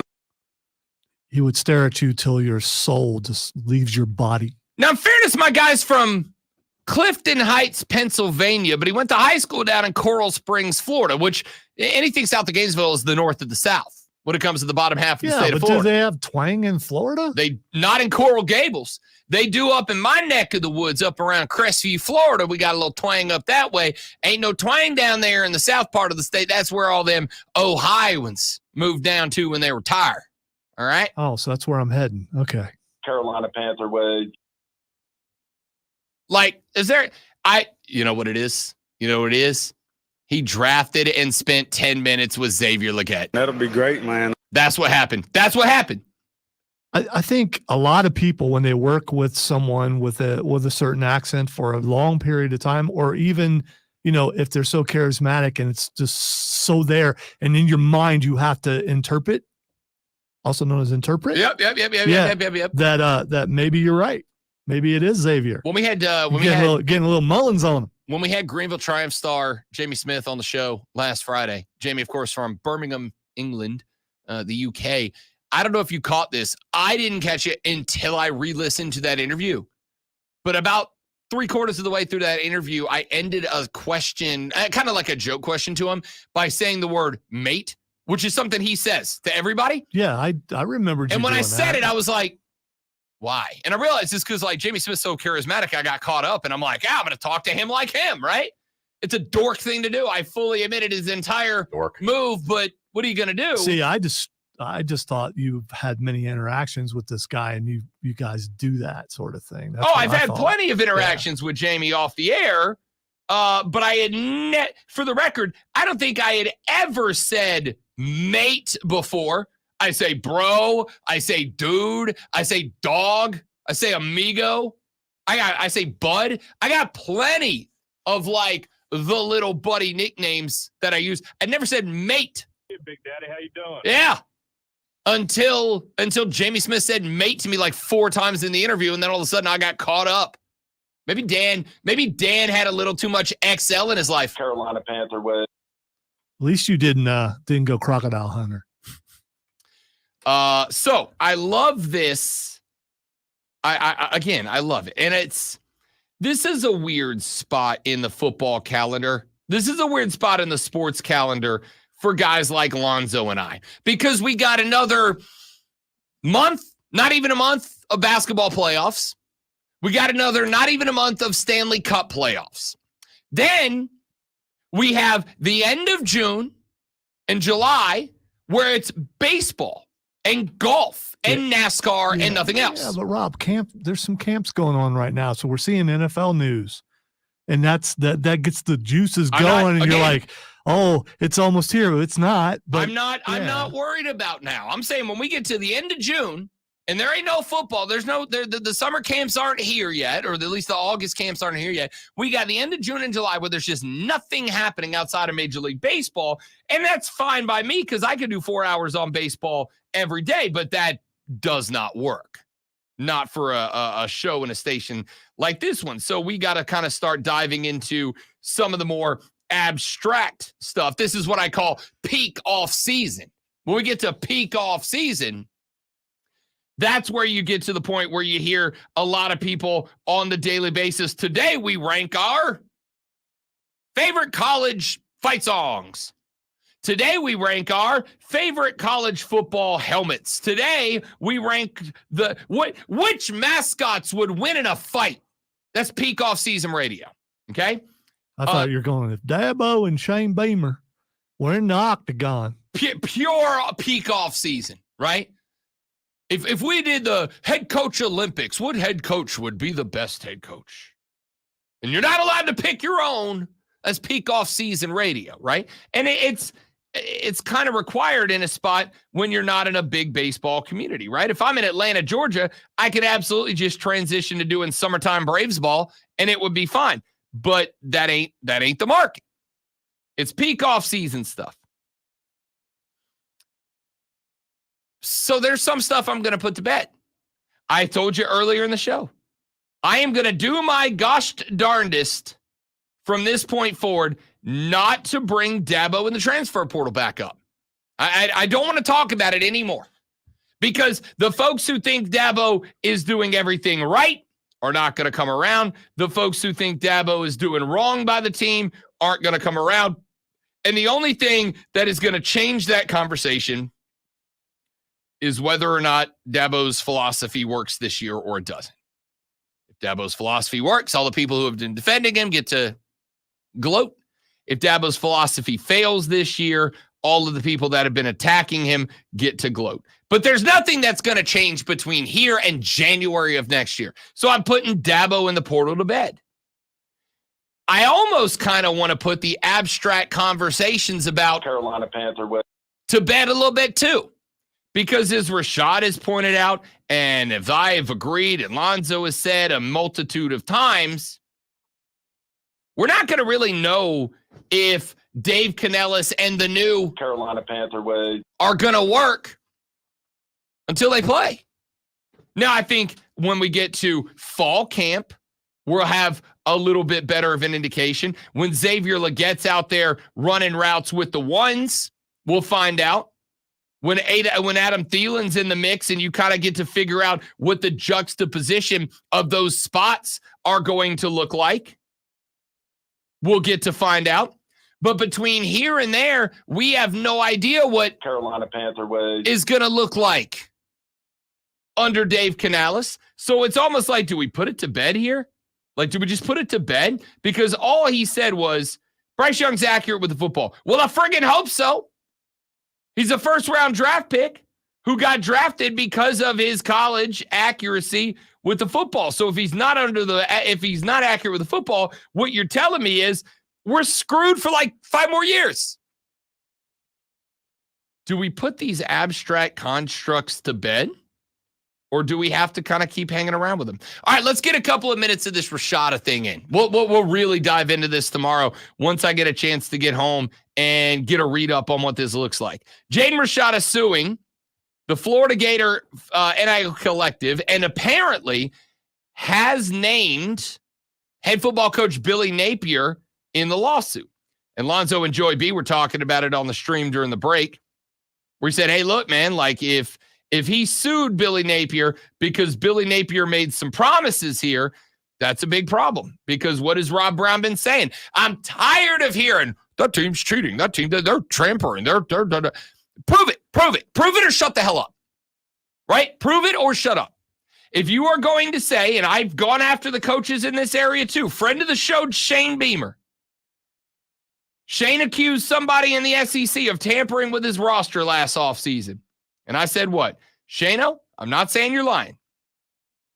What I am saying is that if you don't bring forward the evidence, I can't believe you. Not that I don't, that I can't. I cannot believe you when you have no evidence to prove it. So if Jaden Rashada names Billy Napier in this lawsuit, and if this lawsuit brings to the table Billy Napier negotiating NIL, which is the thing that is against the rule. They cannot be involved in the negotiation. They can facilitate. I can put you in touch with our booster. I can put you in touch with the collective. I can put you in touch with a business guy. They're allowed to do that, but they cannot be an active participant in the negotiations. If Jaden Rashada in this lawsuit brings forward evidence that Billy Napier was acting as a negotiator on his behalf, then bring the damn banhammer down on him and make an example out of him. But until that happens, I'm tired of hearing about everything else. I'm really intrigued to get home. I don't know if this lawsuit has been made public or just the story about it, but the second that thing hits the docket for public consumption, I am diving in. And now the Rob Brown Show presents Twitter. All right, time to ask what the X is going on. Let's get right to it. The first person who is Xing is Danielle Fisher. Topanga. What's up, Topanga? Sports fan Danielle Fisher, sneakerhead Danielle Fisher, and if we can go ahead and all be honest with each other, of like that little window of television women, I'm talking the Kella Kapowskis and the Jesse Spanos of the world. Dude, if you are talking about which one of them was the correct one to wife up, the answer was Topanga. All right, well, it's about to get better for you because she has said before things are all said and done, she would like to be put through a table. He's missed enough, ladies and gentlemen. Topanga. if I may quote the what's the Katniss series called? Hunger Games. Really? I volunteer as tribute. I volunteer to either be the put her through the table or to be put through a table by Topanga. But Topanga, if you need someone to assist you in living out that bucket list item, just drop in my DMs. I got you. All right. The next person is Xing is Scarlett Johansson. She's a big wrestling fan, by the way, Topanga. Right. Danielle right, Fisher. Big right, wrestling fan. Right. Scarlett Johansson is the next Okay, one. so this one's actually kind of interesting because it's another opportunity where Rob Brown and co. could turn into horn dogs, but this is actually really interesting. ChatGPT put out a voice chat function where you can communicate with ChatGPT. The guy who was running ChatGPT reached out to Scarlett Johansson and said, hey, I would like your voice to be the voice of our chat bot thing. Obviously, hearkening to, if you haven't seen it, there's a movie called Her, starring Scarlett Johansson, where she is the voice of, effectively, an AI companion. And was it Joakim Noah? I think it's Joakim Noah. Is it not Joakim Noah? He's a basketball player. No, Joaquin Phoenix. Yes. So, in this movie, he's kind of a big loner dork, and he ends up like what you probably think he really is in real life. Exactly. Yeah. Just a bit of a weirdo who ends up falling in love with this AI companion, which is not a real person. It's AI, but he ends up developing a real relationship. And then towards the end of the movie, the AI kind of becomes conscious and like effectively leaves him for another AI companion. Anyway, it's a very creepy movie, but it's a very entertaining movie. So the GPT guy was like, yo, why don't you be the voice? Like, it'll be a fun little hearkening to that. And ScarJo basically said, no, I'm not doing that. That's a little over the top, little on the nose. Well, ChatGPT a few days ago released the voice chat companion AI, and it's pretty much Scarlett Johansson's voice. Like, it's a voice actor, but it's a pretty damn close dead ringer to the voice of ScarJo. And so she is suing I don't know if it's ChatGPT or if it's the former head of that organization that would have been the one to sign off on this, but she's basically like, yo, take my voice up off your creepy ass device, you weirdo. Yep, and that's exactly why she's Xing. All right, sticking with the pretty people, Trevor Lawrence is trending. All right, so Trevor Lawrence is trending because Trevor Lawrence is currently playing out or is about to be playing out towards the end of his rookie contract, and not only does not have a new contract, but now the conversations are working towards, should Trevor Lawrence get a new contract? Has he earned a new contract yet? Should the Jags be working on a new contract for him? Is he even worth it? And a lot of people are, as I am with Dabo, basically saying, it's all talk right now. This season's a prove it season for Trevor Lawrence. You're either going to prove that you are a franchise quarterback and get that money, or you're going to be like backing up Drake May next year. All right, I got to get one more in. The dark side is strong with Joe Burrow. So it is everywhere. There is I guess, is that a fake headshot? No, that's really his. Is that really him right now? From yeah. There is a headshot picture going around of Joe Burrow with the most luscious mane. Go follow me on Twitter at The Rob Brown Show. I'll post it up there here in just a minute. That's not real. That's David Hasselhoff's hair from Baywatch. Oh, no. It looks more like Anakin's hair. That's it for us. Y'all have a great day. Spartanburg J says Topanga forever. Yeah, you and me both, bud. See you back here tomorrow on The Rob Brown Show and the Fan Upstate later. Yeah.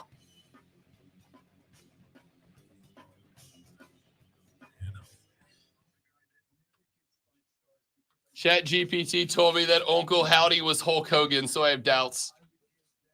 That's not going to work for me, brother. All right. I got to go have people drill stuff into my teeth. Ow, that even hurt me doing that. You know what doesn't bother? The sound of the drill doesn't bother me. Oh, no, it's the smoke. And the smell of it doesn't bother me. You know what bothers me? It's that polishing pad that they use at the end. Yeah, you know what I mean? Yeah, I do. The drill, whatever. Like, it's not going to feel great, but I don't care.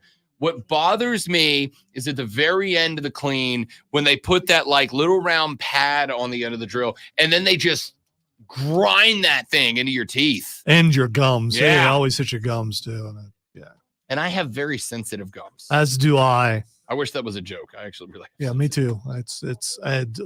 They bleed a lot when they Yep. do that. So do mine. Oh, it's not going to bleed, and then it does. Yeah. Anyway, Jags succeed on accident. Could happen. What a reference from the Mark Brunell reference. Love that. Hey, Steven back in on the dentures just in case. Wait, who went in and changed my color to blue? I don't want it to be blue. I want it to be red. To quote the great American thinker, Los Angeles night. Yeah. Damn it. Now all I'm going to call him is Los Angeles night. Oh, Yeah, it was well done. That's Yeah. infuriating. You're living head free in my head now. Something. Los Angeles night. Amazing. All right, guys, y'all have a good rest of your day. Thank you all for being here. You're all spectacular people. Tell your friends about us. Help us grow the show. We'll see you back here tomorrow. Have a good day. Goodbye.